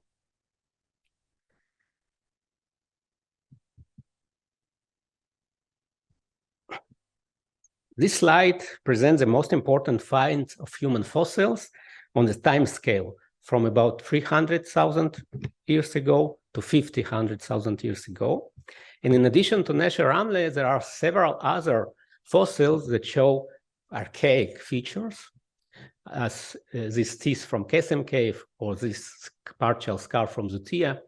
And together, one of the possible scenarios is they together represent a single population that actually lived here in the region from around 300,000 years ago to at least 100,000 years ago.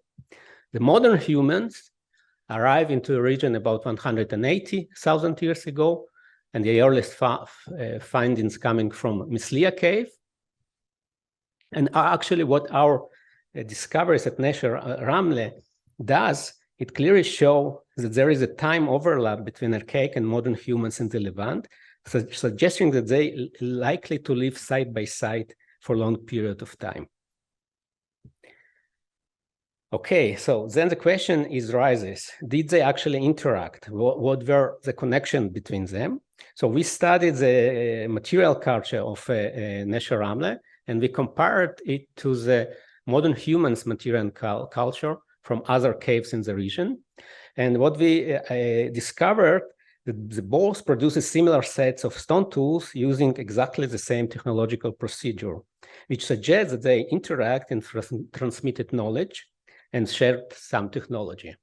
So this is actually the earliest archaeological evidence for such human social interactions. So the work at Nesher Ramle still continues, while our new field project at Tinchemet Cave seems to be even more promising.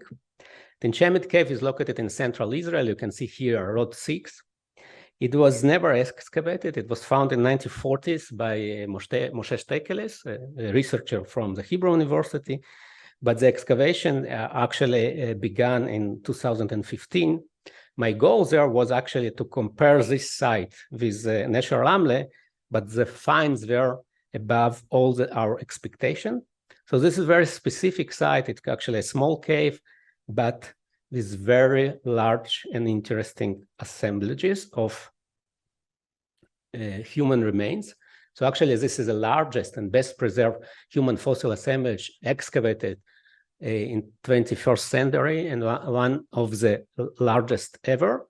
It's already, after just a couple of seasons of excavation, include at least 4 skeletons. Some of them are almost complete. You can see here reconstruction on one of them. It is already actually excavated, but not published yet, and therefore I can't show you the real picture, but this is how it looks like. And there are other remains, as you can see here. So it's still under excavation and study, so we can't say for the moment to which type of hominin it belonged, and all options are actually open. But in addition to these anthropological discoveries, there are some other, not less important. And this is the context of these finds. So for instance, when we look on the skeleton, on the large complete skeleton here, so what we see is that he's lying in flexed position with his feet, legs bent, and with his hands combined. So this is a clearly intentional burial. And this is one of the earliest intentional, maybe the early intentional burial that we know. These burials, these skeletons are coming with very rich archaeological record. For instance, with these pieces of iron oxides that in our jargon we call ochre. These were used for making colorful powder, probably used for painting. And this is one of the earliest evidence for human burial associated with burial rituals that could involve painting of some object or body painting. So just a glimpse to our excavation, which are still ongoing, and we are in the field each summer. The earth at the site became cemented due to natural processes, and we actually need to chisel out our finds from the earth here, from the sediments. we develop a system that allow us using some small pneumatic drills at the site and remove the fines intact. Here you can see me excavating a mandible. So after this excavation, so actually what we can see, okay, this is a result of this excavation. You can see here a skull, human skull on the surface. You can see some of the flint tools, stone tools that they used, bones, animal bones, and pieces of ochre. Okay, so I'm just summarizing what would be then the future of human evolution research. These recent studies showed that there is a high morphological variability. There is evidence for interbreeding and for social interaction between different hominin types. Therefore, the paleoanthropological and archaeological research is actually at the dawn of a new stage. Instead of what was done before, we should stop actually looking for the differences and placing these hominins in separated taxonomic boxes, but we rather should seek for the common between them, between these archaic and modern humans. So in the future, in our future research at Tin Shemet Cave, Nesher Ramle, and other sites, we will look for evidence for hybridization and how it could affect the development of us, modern humans. We will try to reconstruct the mechanisms that allowed cultural and social transmission, and we will study the causes and the consequences of the appearance of these yearly burials. Thank you very much. Thank you, Yossi. So it so happens that our Levant, our Israel, might be the best laboratory in the world for ancient human beings and for other things. So we can learn a lot about the past, but we use futuristic methods sometimes in order to learn about the past. And in fact, we are about to establish a center that will do that by using ancient DNA analysis and other activities, other methods like that, in order to understand better what happened in the past. And there is no one better to present that than Professor Liran Carmel that is doing that. Maybe you'll tell us also about Herod at some point in the lecture. Maybe. Maybe. We will see. We will see. Liran, please. So good day, everybody. And today I want to tell you about the ancient DNA laboratory that we are establishing at the Hebrew University and about my own research in this field of ancient DNA. So ancient DNA is a very young field, but this is a fascinating field and an exciting field, which attracts the attention of a growing number of laboratories around the world.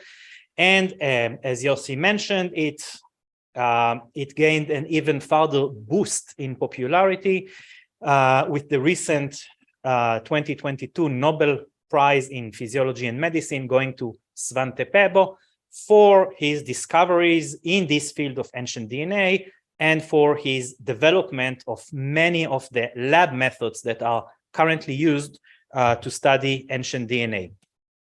And the idea is very simple, that DNA is a very stable molecule that might survive in paleontological remains long after the death of the organism.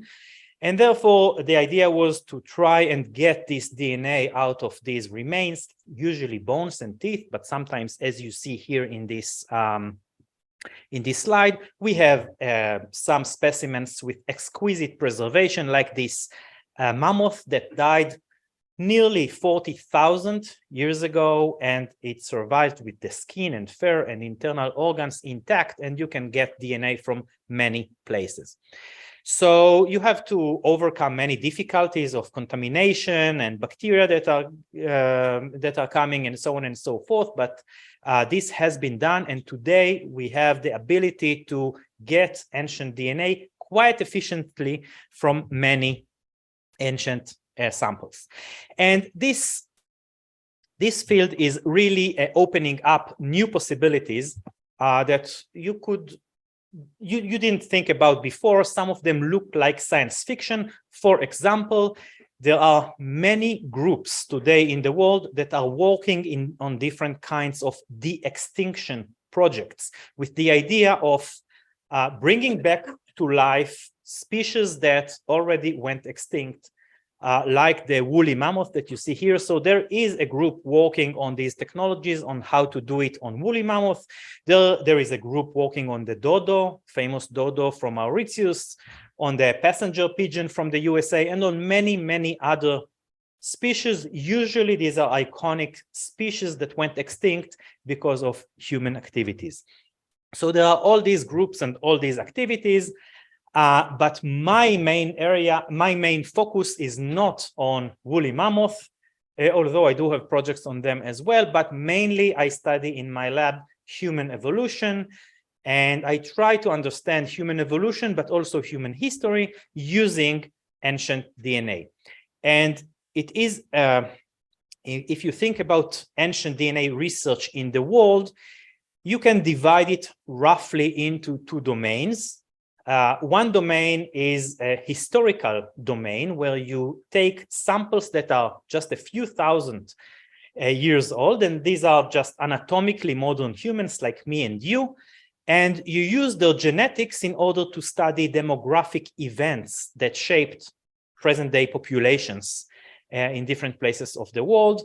And the other domain is going farther back in time and taking ancient DNA from either very ancient Homo sapiens, or even from other types of humans that you have seen some of them in Yossi's presentation. So in my lab, I work on both domains, and I will give you some examples.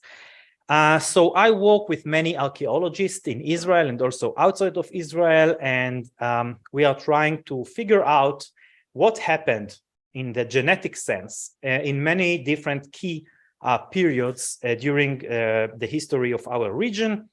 So these kinds of studies are carried out around the world, and usually you see the same pattern over and over in different places in the world. And that pattern is that our current view of the populations that we see today in the world is very fluidic, and it is actually only a very temporary snapshot in time. If you open a time window of a few thousands of years, what you typically see is a constant reshuffling of populations. Populations fuse and split and immigrate from one place to the other, and you see this constant admixture and constant events happening. And these events are those events that we try to understand using ancient DNA. And in this work that I want to tell you about, we have been analyzing samples from the Bronze Age, from here and the neighboring countries. So we are analyzing the people that used to live in this region 3,000 and 4,000 years ago. Sometimes they are called the Canaanites. So these are the people of the region, and we have been able to get DNA from nearly 100 of these people, and therefore to make a very thorough genetic study of these people. And we could tell, for example, where did they come from? And we could show that these people arrived from the Caucasus and entered our region and then admixed with the current populations, and this admixture formed these people that lived here during the Bronze Age. We could also show that the different people that lived here in different key city-states like Megiddo, like Hatzor, like Tzidon, they were all coming from the same population. So there was a homogeneous population here in the region. And we were also able to investigate what is the impact of these ancient populations on populations that live here nowadays. And this is what you see in this graph. So every column is a different population here.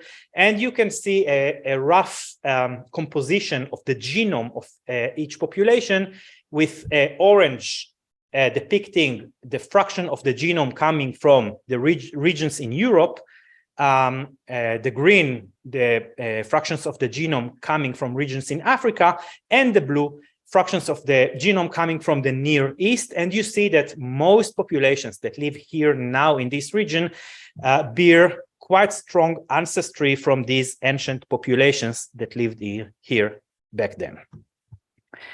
And now we have many other projects. This is, for example, the Mausoleum of Herods in the Herodion. And in this mausoleum, there were found 3 sarcophagus. They were empty, and there was a pile of bones in the middle of the room. And we took the bones from this room, and now we have the DNA from these samples. Hopefully, one of them is Herod's. And we are analyzing them. We are analyzing many other periods here in Israel in collaborations with different archaeologists.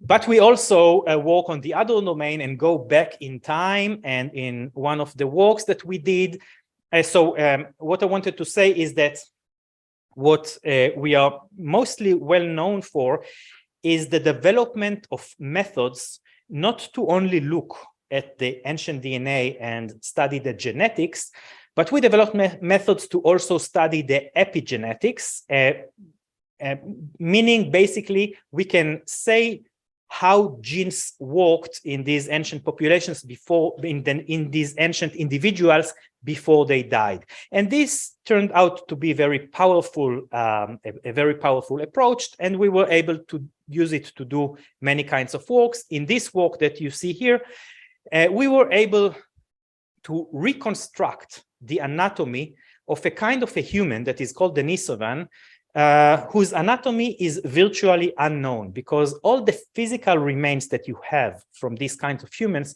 is just a finger, a few teeth, and this lower jaw that you see here in the picture. So there is nothing else. So you don't really know how it looks like, but we have a very high quality DNA from the Denisovan. So we were able to take this DNA and to apply our methods and to infer how genes worked in this human, and to understand the differences in the way the genes work in this human compared to modern humans and compared to other humans like Neanderthals. And based on these differences, we were able to offer an anatomical profile. This is the first time this has been done, and this has been selected by Science as one of the breakthroughs of the year in 2019.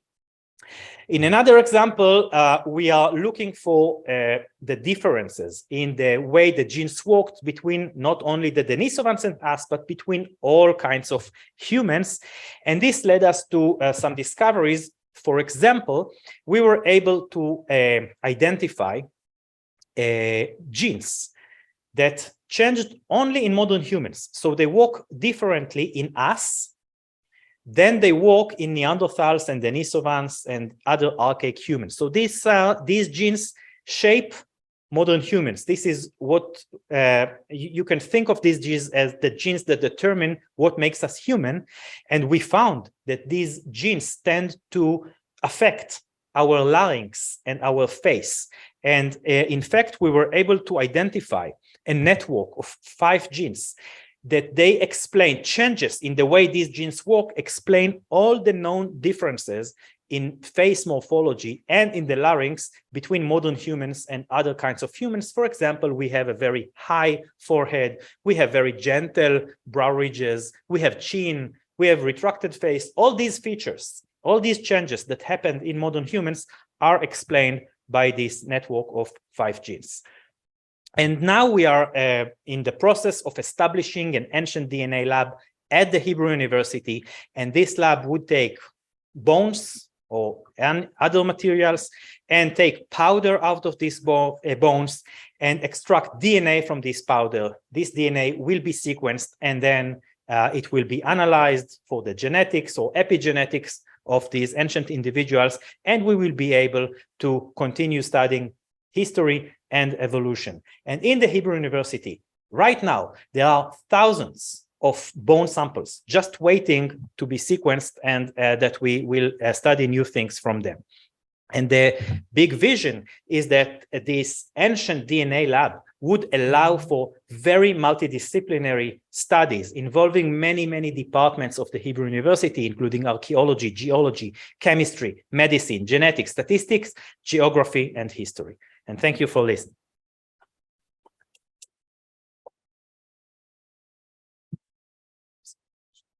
So this concludes my part of the presentation. And I'm very happy to pass it on now to Professor Tamir Shefer, our rector. Tamir, please. Thank you, Shai. Hi, everybody. I will talk first about teaching at the Hebrew University and changing that we're doing. But I'll just start with a few words about the current situation, because you must know that as the legislation progresses, it becomes more challenging to hold studies as usual. We are having many faculty members which are highly invested in activities regarding around the legal revolution, and many of them demand taking a more active role.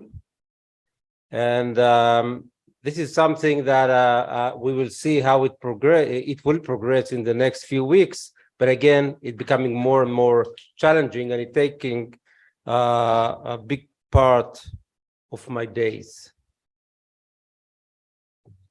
Regarding teaching, I would like to talk about a teaching reform that we are doing at the Hebrew University. This is how classes were held for many, many years in all academic institutions. And actually, this is how studies are still held in most academic institutions. A big class, a teacher, which is lecturing in front of rows of students.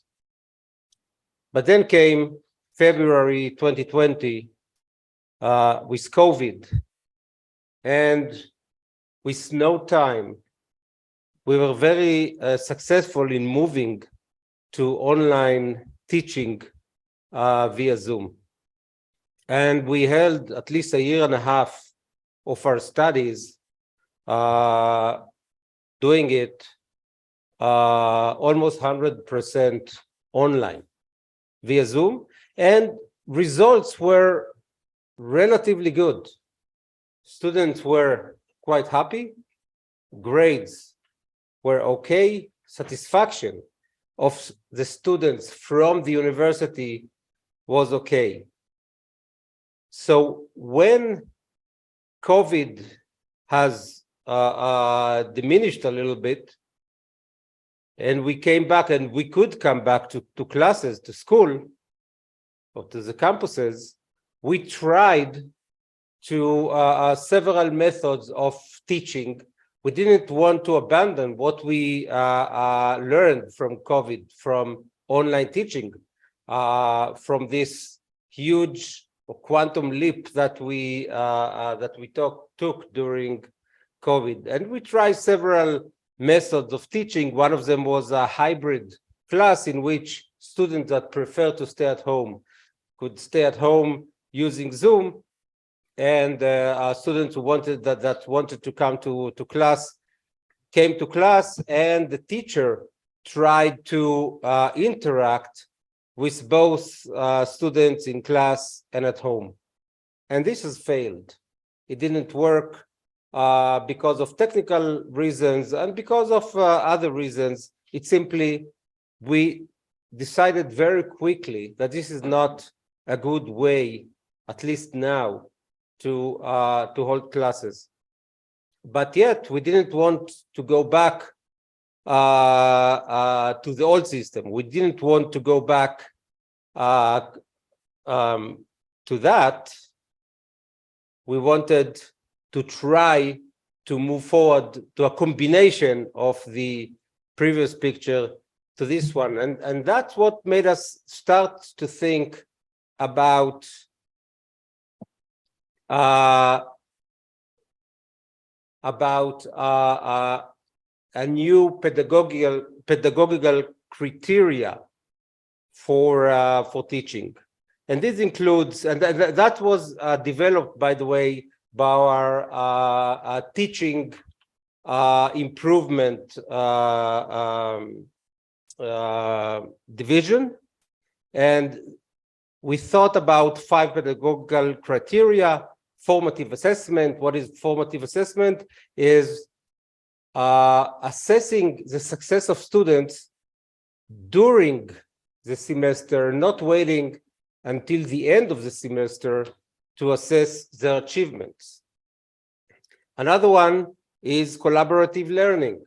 We found out that it's a good way to learn via collaborating with peers, with other students. We wanted to include communication tools within teaching,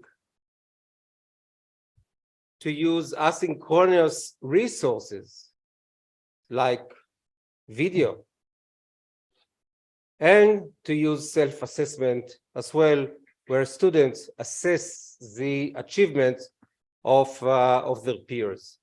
All these pedagogical tools will allow us from next year to evaluate each one of the courses in the university, looking at this criteria and evaluating various topics that you can see on the right side, like Moodle activities. Moodle is the way we communicate with students. Active forums, taped materials, film meetings, digital voting, etc., etc.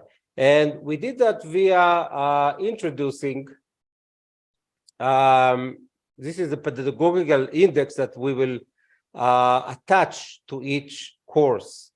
And this will be part of our teaching reform that we have just passed several weeks ago at the university, and we will start to implement it from the next academic year.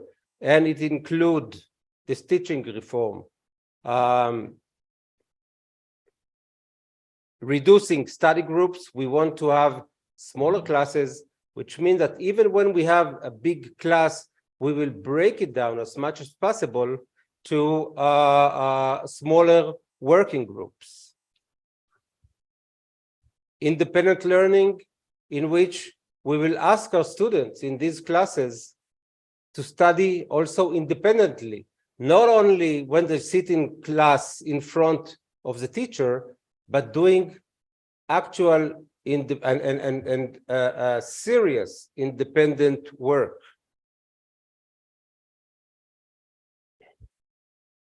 It will include formative assessment, as I mentioned, assessing the success of learning during the semester, not only at the end of the semester. It will include using digital tools while in class or at home.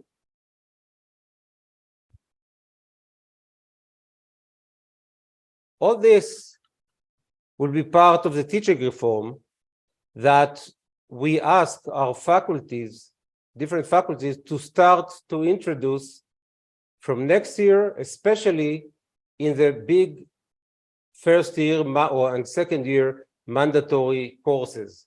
Now, this will be implemented gradually because it requires a lot of resources.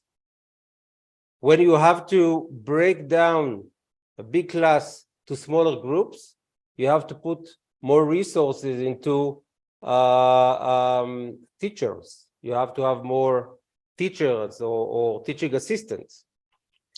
When you have to use digital tools, again, it's something that requires resources, and we are putting aside resources to allow as many courses as that next year. But we're also giving some benefits. We recognize that such a system, such learning, requires much more efforts from both students and teachers. And therefore, we will provide each course with more teaching units and learning units. So instead of taking previously two separate classes, students will be able to focus more on these important mandatory courses, will get more teaching units for that, will be able to learn better, to know better the basic knowledge that they are required in their area. This is what we plan to do. It's a big move. Again, require resources, require a lot of training, and we work on that. We will today we will work on that from next year. So this is one major move that we are doing regarding teaching. Another major move that we are doing is increasing our efforts to bring in to the university students who are first generation in their family. What do I mean by first generation? These are students who are coming from families in which no one is having an academic degree. We believe that putting an emphasis on bringing this type of students into the university is something that is our social responsibility. And we believe that many of the students in these families who have great capabilities simply don't come to the Hebrew University in the past simply because they were not aware at all that they have a chance at all to be accepted to this leading university in the country. And I would like to ask our Dean of Students, Professor Guy Harpaz, to present this effort. Please, Guy. Hello, everyone. I wanted to share with you the university's activities and achievements in the field of first generation students. So excuse me for the lack of objectivity and modesty, but I believe that the university is doing quite well when it comes to diversity and inclusion. And I'm speaking mainly about the traditional targeted groups, namely Arab Israelis and Palestinians from East Jerusalem, Orthodox students and Israeli students of Ethiopian background. And I think that we're doing very well in the sense of an increased number of students in relative and absolute terms, and in the sense of a very low dropout rates. And these achievements are supported by governmental funding. Having said that, in the last 2 years or so, we detected a lacuna in our support system, in the sense that we found that there are ordinary first generation students, i.e. STEM first generation, in the sense that they do not belong to the traditional groups. They come usually from the periphery, and they are not Orthodox Jews or Arabs or Israeli of Ethiopian background. And we discovered that the government does not provide them with financial support. And we as a university didn't have a systematic envelope of support. So we decided to face that challenge. And first, we try to analyze the various barriers and obstacles, and we found that there are financial obstacles and academic obstacles and social obstacles. And another obstacle, which Tamir referred to, is the awareness obstacle, in the sense that many of them do not even dream of applying to the Hebrew universities. So for them, being a student at the Hebrew University is like science fiction. So we decided to devise this grand plan, a university grand plan dealing with the challenge of first generation students. And the grand plan includes numerous elements. The first is outreach activities. Instead of waiting for them to apply to us, We approach NGOs, we approach municipalities and high schools with the view of attracting them. The second objective is academic guidance in the sense of trying to provide them with consultation as to the choice of the academic discipline. The third element is with respect to admission.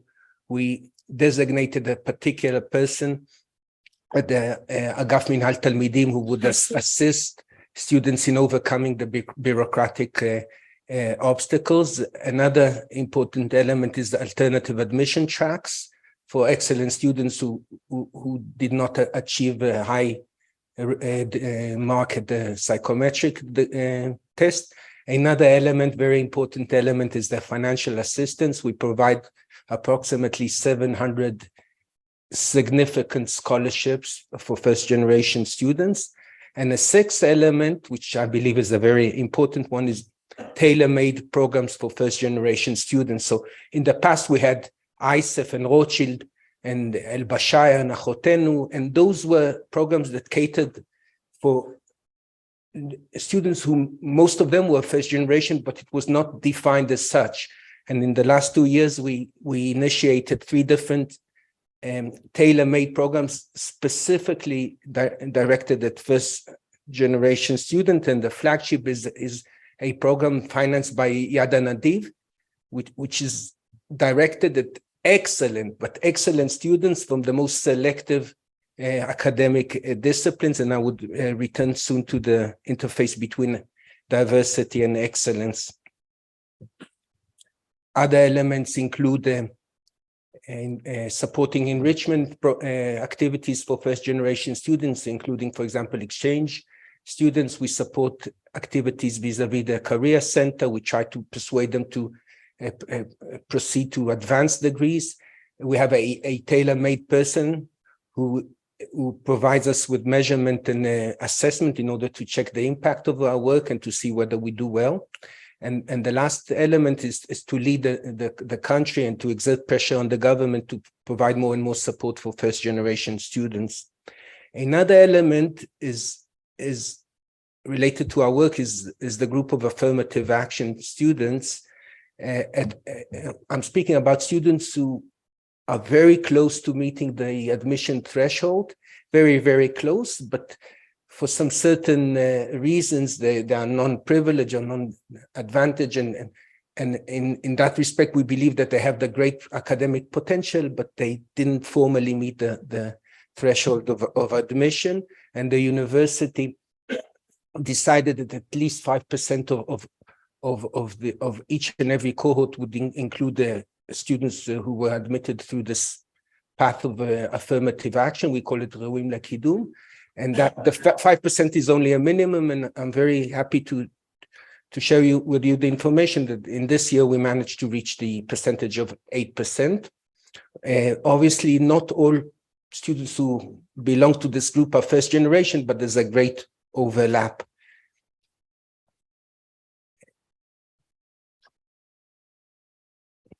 Why should we be happy or proud of our achievements? I think the first reason is that there's great awareness about first generation. It became the buzzword. If 2 or 3 years ago we didn't speak about them as a group, now the entire university, academic staff, administrative staff, etc., we are all aware of this new group. The second sign, I believe, of success is the mere fact that the numbers are increasing. The third element is the success, in the sense that if you check, for example, Yad HaNadiv, this flagship program, 5 out of the 30 students of the first cohort reached the dean's list. So we have great academic successes with this group.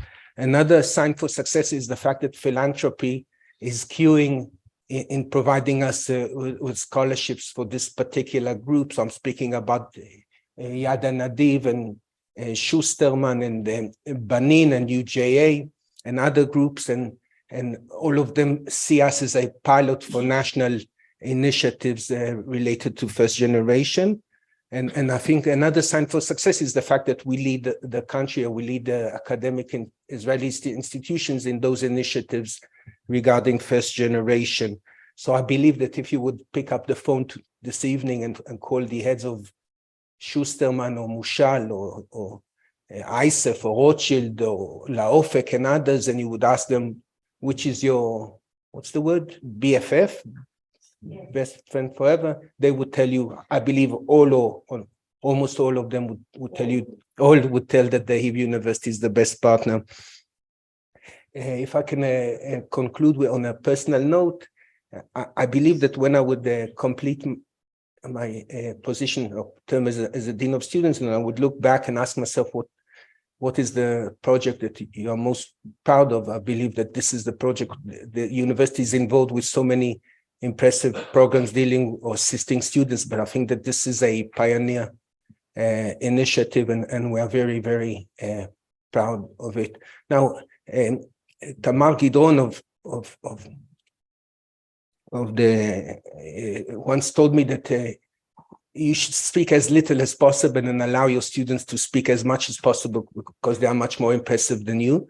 And so Sapir and Sivan would tell you about their own personal experience with respect to first generation. And I think that the two of them are very fine examples for the fact that diversity and academic excellence need not be mutually exclusive. To the contrary, I think that they can be mutually reinforcing, provided that we pick the right students. Thank you very much. You want to start? Yes, I will start. Okay. Hello, my name is Sapir Gabrieli. So a little bit by myself, I'm a second year undergraduate at the university, majoring in economics and in psychology. And for me, the reason that I came to this university was out of desire for the best level of a degree that I could get, also while having the tuition in mind. Currently, I'm a research assistant at Professor Ruth Mayo's lab in the psychology department. I've recently made the dean's list for my first year in both my majors and got accepted to the university's exchange program. And I'm also volunteering at the nonprofit organization Pamonim, which helps struggling households with financial stability. Those are the few reasons that it's important for me to say that as a whole, being a first generation in the academy doesn't necessarily mean that you're a weak or a struggling student. I think in my program, we were all picked due to our achievements, while also having some setbacks regarding the academy to start with. Personally, my parents didn't get a degree, giving them limited ability to guide me while entering the academy and before entering the academy. That includes considering which university to choose or what my majors would be, which is why I find the program helpful and insightful, and also why I find the guidance from my counselor, especially in the program, very helpful, and I still get it today. While I do think the program might have flaws, since it's only been running for a year now, regarding some of the content, I do believe that it has the ability to make an impact on the students in it. And that's it for me. Thank you very much, Sapir. We should speak in private about the implicit criticism to see how to improve. And now, Sivan, please. Hello, everyone. My name is Sivan Mekonnen. I'm studying psychology and business administration, originally from Kiryat Yam, which is in the periphery of Israel, up north. So this is my first year in the program. Actually, and I was very surprised to hear that it's only going on for two years. Because I find it very, very important for first generations of the academy. And for me, I can say that the experience and the whole path that I need to go through to get to the academy and to the Hebrew University specifically, I didn't really had the help of my parents. If it's financially and if it's mentally, I think that they won't get a lot of the struggles that maybe I would have, or decisions that I need to make, or the time that I need to have for studying. I think those are the gaps that we can have with our parents that didn't get an academic degree. And yes, so I very believe in the program, and thank you very much.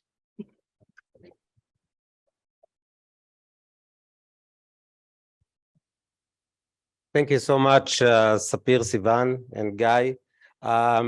We have managed to allocate, I think, more than 20 million shekels a year to support students who are first generation. But we still don't have enough. We still want to have more such students in our university, because it is our social responsibility and because they're so great. And we're doing proactive initiatives to bring them to the Hebrew University. For instance, several weeks ago, Guy and I took a tour day in the south of Israel, and we went to 2,000 cities, Netivot and Sderot. We've met with the mayor in each city and with the education people in each city, and they are going to come here next week or 2 weeks from now in order to see how we can work together to make sure that the brightest high school students in these cities will come to the Hebrew University. And this is something that we are very excited about. This is something that also they are excited about, and it was published, our visit was published in the local newspapers in these cities. So we are very optimistic about it. And relating to our initial discussion, political discussion, this is also something important to say. When the country is torn apart, making sure that students who are first generation, that come from the periphery, that will come here to the Hebrew University, this is something that brings, at least to me, a lot of optimism about the future of this country, about our ability to still live together as one country in the future. Next, I would like to present Professor Itzik Chen. Itzik Chen is the chair of the IIAS, the Israel Institute of Advanced Studies, which is one of the diamonds of the Hebrew University. Itzik, please. Thank you. I hope you can hear me. I'll just share my screen with you. Thank you very much for inviting me to speak to you. And I must apologize for those who have already heard me in the past. I'm not going to say some new things about the Institute for Advanced Studies. I'm just going to tell you the story of the Institute. And just to connect to the previous lectures you have heard, I'm also a first generation academic. So it's the Hebrew University is doing a good job. So please, the next slide. The Institute for Advanced Studies was founded in 1975, and it was based on the model of the Institute for Advanced Studies that was founded in Princeton in 1930. The Institute in Princeton was founded as a safe haven for scholars who wanted to interact and work on their research without the burden of administration and teaching. And since then, it became a hub for scholars from all over the world. But the precise agenda of founding the Institute in Princeton was actually to find a home for the for the greatest scholar of the 20th century, that is Albert Einstein. If you can move to the next slide. Indeed, in 1932, Albert Einstein moved to Princeton and made it its home and lived the rest of his life there. And because of Einstein, Princeton and the Institute for Advanced Studies became an attraction for all the scholars who run away from fascist and Nazi Europe, not necessarily Jews, but Jews and others. So in the late 30s, all these scholars came to Princeton, and from Princeton were, moved to other universities around America. And that is really what made America, the American Academy, what it is today, because until then, the American Academy was rather marginal to what was going on in the academic world in Germany, France, and Britain. So in the early 70s, it has been decided that an institute like that should be founded at the Hebrew University. And in order to attract the best scholars in the world and make them come over, meet the Israeli academics, interact with them, collaborate with them, and by that improve and ameliorate the Israeli academia. So the institute was founded, and it is governed by a board of international scholars from all over the world. Next slide. And next slide is again an academic committee, which is made of scholars from all over Israel, from all over Israeli universities, and some people from abroad. Next slide. But the main activity at the Institute is actually bringing over scholars and making them work together with Israeli scholars and PhD students. So the main activity that takes place at the Institute is research groups of scholars choosing a topic. And just to give you an idea of what's the effect of these learning groups, study groups that we accommodate at the Institute for 5 or for 10 months each year. So please, next slide. You can see one of the groups that was at the Institute in the late 70s and early 80s, game theory in mathematical economics. Next slide. This was convened by Robert Aumann, who later won the Nobel Prize for his game theory and mathematical economics. So the start of this huge project, this huge discipline, was a research group at the Institute for Advanced Studies. Next slide. Another group that we have hosted at the Institute was in 98, 99, string theory, when it was almost a dead end for string theorists. And so Eliezer Rabinovich convened this group at the Institute. Next slide. And as you all know, at the moment, Eliezer Rabinovich is the director of CERN. Next slide. Another research group that was convened at the Institute was a research group of mathematics, arithmetic, and dynamics. And the convener of that group, next slide, Elon Lindenstrauss, as you all know, won the Fields Prize. So we are talking about the best of the Israeli scholars convening with the best of other scholars in the field from all over the world. And it's not only for the life sciences, it is also for the humanities. Next slide.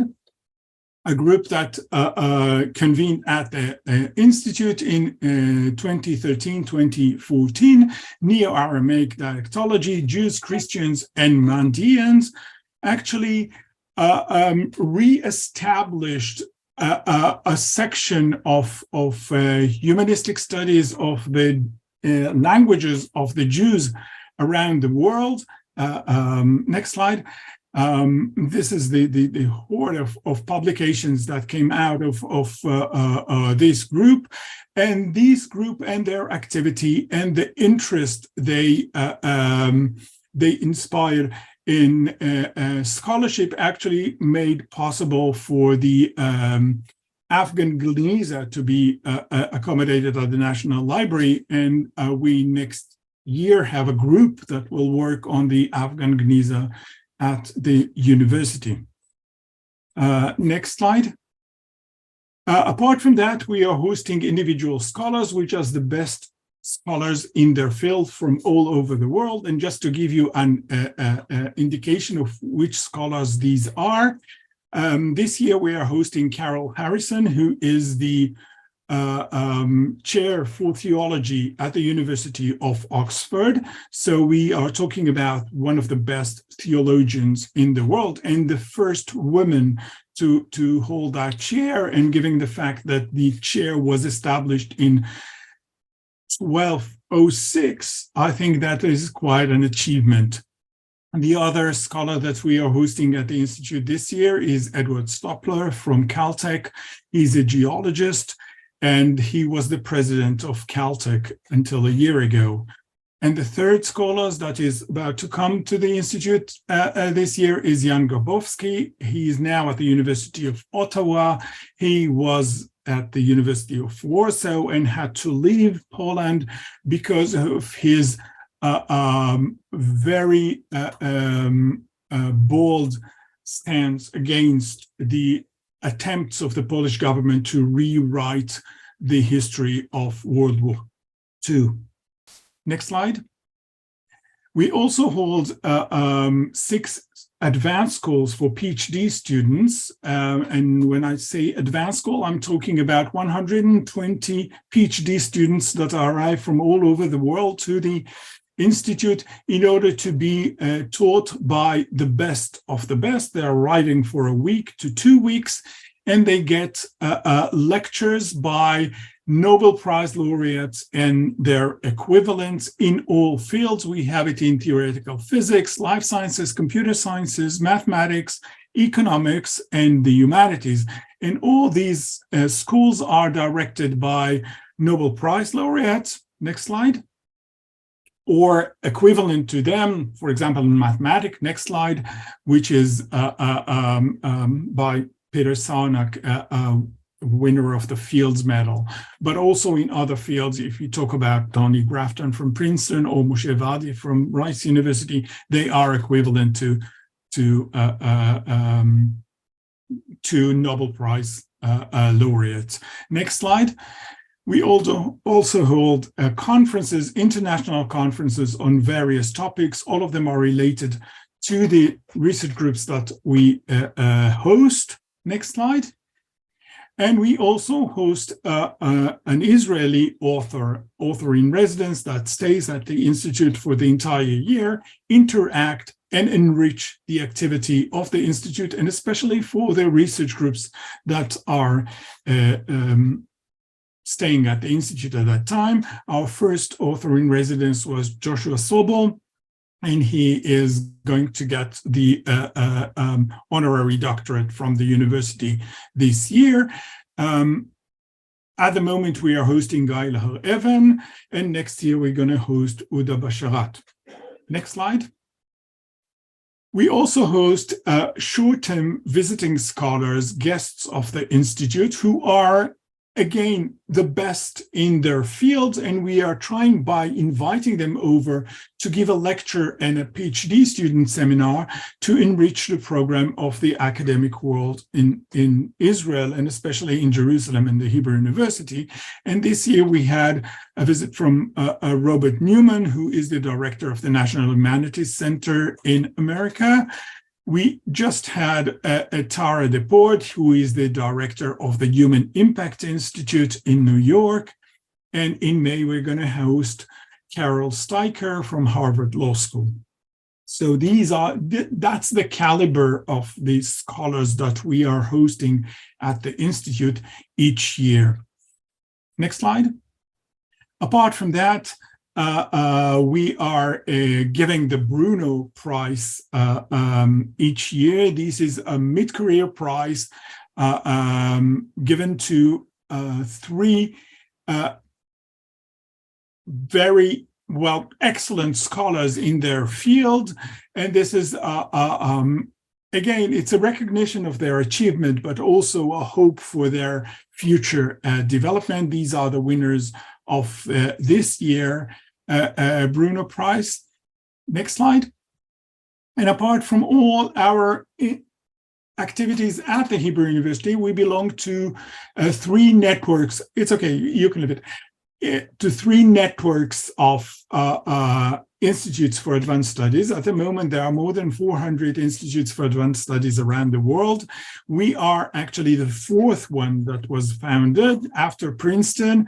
The institute in Stanford was founded in 54, the institute in the Netherlands in 71. We are the fourth one in 75, and many others were founded in the late 90s and throughout the early 2000s. So we belong to the UBIAS, that's the University-Based Institutes for Advanced Studies, that tie together 40 institutes, 40 of the best institutes around the world, from Japan to the States, who are based in universities. We also belong to the NETIAS, which is the European network of institutes for advanced studies, which unites 16 of the best institutes for advanced studies in Europe. But our pride is in the fact that we belong to the so-called CIAS. Please, next slide. Which is a network of the Ivy League institutes for advanced studies, with only 10 institutes. Among them, Princeton, of course, the institute in Stanford, the Radcliffe Institute in Harvard, the Wissenschaftskolleg in Berlin, and of course us. And next slide. And even between these 10 institutes, we hold quite a high position, and our reputation is very, very high. So I'll stop here because I know that time is precious with the delay you had. So just to sum up and say that the activity at the Institute is at the highest research level throughout the world, and it has been recognized as such. And if we're talking about, it's always my thing. If we're talking about the academia as the ivory tower, well, the Institute for Advanced Studies at the Hebrew University is the penthouse of the ivory tower. So thank you very much. Wow, thank you very much, Itzik, Professor Chen, the guy from the penthouse. This concludes, and thank you very much, Tamir. This concludes the rector's report, and we will now be moving to our chairman, to Dan, to hear the committee summaries. So please, Dan. Yes, thanks, Yishai. We did have 3 committee meetings yesterday, and now we'd like to hear reports from each of them, beginning with the Budget and Finance Committee. I believe our CFO, Yaniv Cohen, will be reporting.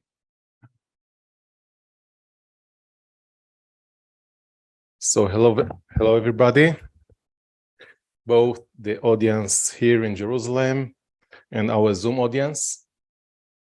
I'm pleased to update you about the meeting of the Budget and Finance Committee that was held yesterday evening, Jerusalem time.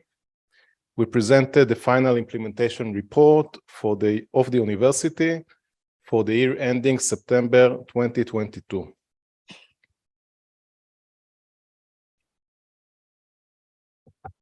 We discussed the market situation which has affected our financial results.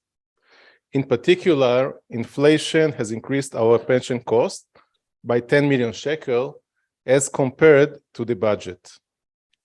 And the endowment funds have been even more significantly affected up until September 2022. We will hear about the trends from this period in the endowment funds report. The bottom line is that we have a balanced budget with income and expenses of about 2.4 billion shekels, which is quite satisfying in these times.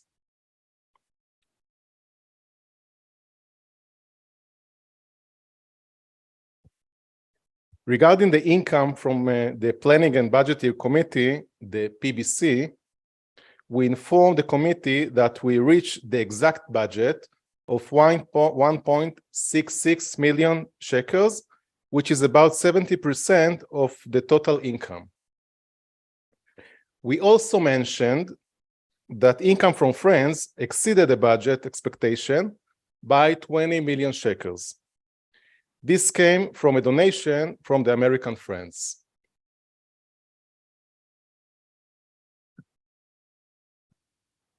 While discussing expenditure, since the academic and administrative units did not use their entire budget, we have transferred those budget to the next year's budget. At the same time, although we have the possibility to use funds from the Einstein Fund and the National Science Fund, we were in a position to withdraw a limited amount, leaving about 40 million shekels to be transferred to the next year's budget. That was even 5 million shekels more than we estimated when we approved the budget for the year ending September 2023.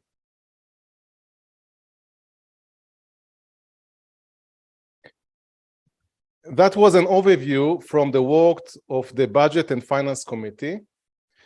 And now I would like to extend a sincere thank you to the chairman of the committee, Avraham Asheri, who leads the Budget Committee and who has greatly assisted me personally, generously sharing his knowledge and experience. So thank you, Avraham, and thank you all for listening. Thanks, Yaniv. Let's move then to our second committee report. The Endowment Funds Committee and Amnon Goldschmidt will be reporting. Thank you, Mr. Chairman, and hello, everybody. Next slide, please. We report here about the size of the Hebrew University of Jerusalem portfolio, which is 2.5 billion shekels. Our revenues for the period stated above this table was 70 million shekels, and the rate of revenue was 2.9, which is lower than the benchmark. We hope to do better in the coming period, but can't guarantee anything. Next, please. This is our investment policy, which has not changed between the last meeting we had. Next month, we have to come up with recommendations of a new or staying with this one, up to 40% in equity, alternative investments up to 25%. As you can see, we are now at about a little above 15%. And we have quite a substantial amount of open commitments. Real estate is very small. We don't invest in real estate, and fixed income, which is comprised of cash and shekel fixed income and foreign exchange. Foreign fixed income is about 47%, which is actually a plug number after the investment in equity and alternative investments. Next, please. The foreign currency holdings in our portfolio in the university is 25, close to 26% of the total portfolio. And we are allowed to take a 15% open position. The actual open position is 12.7, close to 13, which is close to what it was last year. 90% of our foreign exchange, foreign currency portfolio is dollars, about 9% is euros, and a small fraction in British pound. Next, please. Now we move to the global portfolio, which includes the 4 portfolios: the Hebrew University, the US, Britain, and Canada. Next, please. Can you move another one, because we don't see the pie here? Yeah, okay. We have the share of our portfolio in Jerusalem here is about 48%. The US portfolio is about 45%, and then Great Britain with close to 3%, and Canada close to 4%. Next, please. The asset allocation of the global portfolio is, as you can see, 43% in equities, and 26.5%, close to 27% today, in fixed income and cash, and 30% in others. And I'll say a few words about the others. Next, please.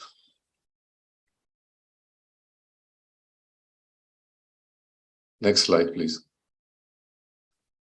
Here we can see the breakdown of the global portfolio. And the more interesting figures are the differences in the investment or structure of the portfolio, looking on equity, fixed income, and other. The figures are from the lowest in investment in equities, which is 33.4% in Israel, to the highest in the UK, which is 66%, and then the US 52%, and Canada 34%.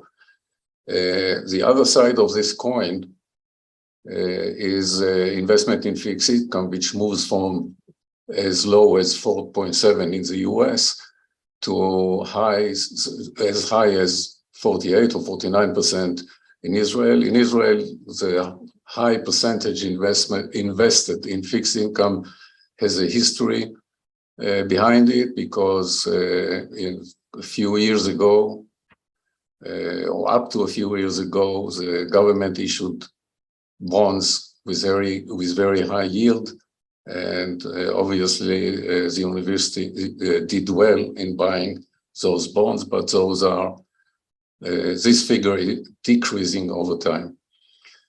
The other interesting figures here are Canada and the US, which have a substantial investment in hedge funds, and in the UK and Israel, it's much lower, or much smaller fraction of the portfolio. Next.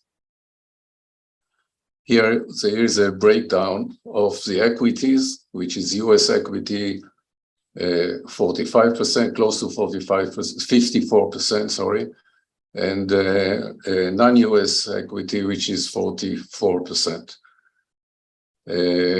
If we look on the other side of the other pie, we have a marketable alternative, which is usually funds, including hedge funds, which I mentioned before, 35%, private capital funds, which is 24%, and a small fraction in VCs, and real estate is about a quarter. Next, please.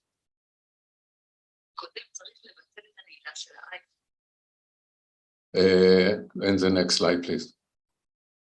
The last slide here shows changes during a longer period. We started to present it last time from September 17 to January, the end of January 23. You can see up to September 21, there was a slight increase, or a steady increase rather, in the size of the overall portfolio. And then it fell from $1.5 billion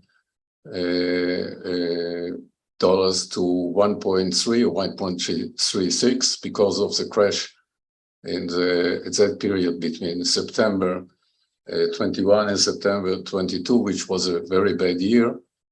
and an increase which is close to, or we are now actually, we were at the end of January, close to what we were in September 21. But this is not only because of a better stock market or equity market, it's also because the influx of new money coming from the university to the Israeli portfolio. Thank you. Thank you, Amnon. The final committee that met yesterday was the campaign cabinet, and speaking for that committee will be Yossi Gal. Mr. Ambassador, please. Well, thank you, Mr. Chairman. The campaign cabinet met yesterday, 35 people in attendance, including the lay leaders and the professionals. We started with the campaign tracking, and we reported that fundraising numbers continue to be impressive. The first 4 months of the year, we collected $64 million. We are already at $704 million out of the $1 billion that we are committed to in the 7-year campaign. Most of the money, 54%, comes from the United States. Israel is a strong second. Europe as a whole comes up with 13%, Canada with 9%, but we do expect some changes there. And yes, at least 2 very big donations are in the pipeline. Strongest areas for fundraising to date are human health, high tech, leadership for tomorrow, and better world. We have to do much, much better in global collaboration and sustainable planet. One thing is clear, most of the funding comes from large donations, and most of these donations come from foundations, which means that this must continue to be our focus for the years to come. One of the recent gifts we were very pleased to report on was the $27 million, a single gift, for the 4th building of the Computer Sciences and Engineering. The second part of the meeting, we heard from Professor Yael Mishael, the head of our Sustainability Center, the Center for Sustainability, one of our priorities in the campaign. And last but not least, we heard from our friends, Clive for the Americans, Monette for the Canadians, and Eric for the Europeans.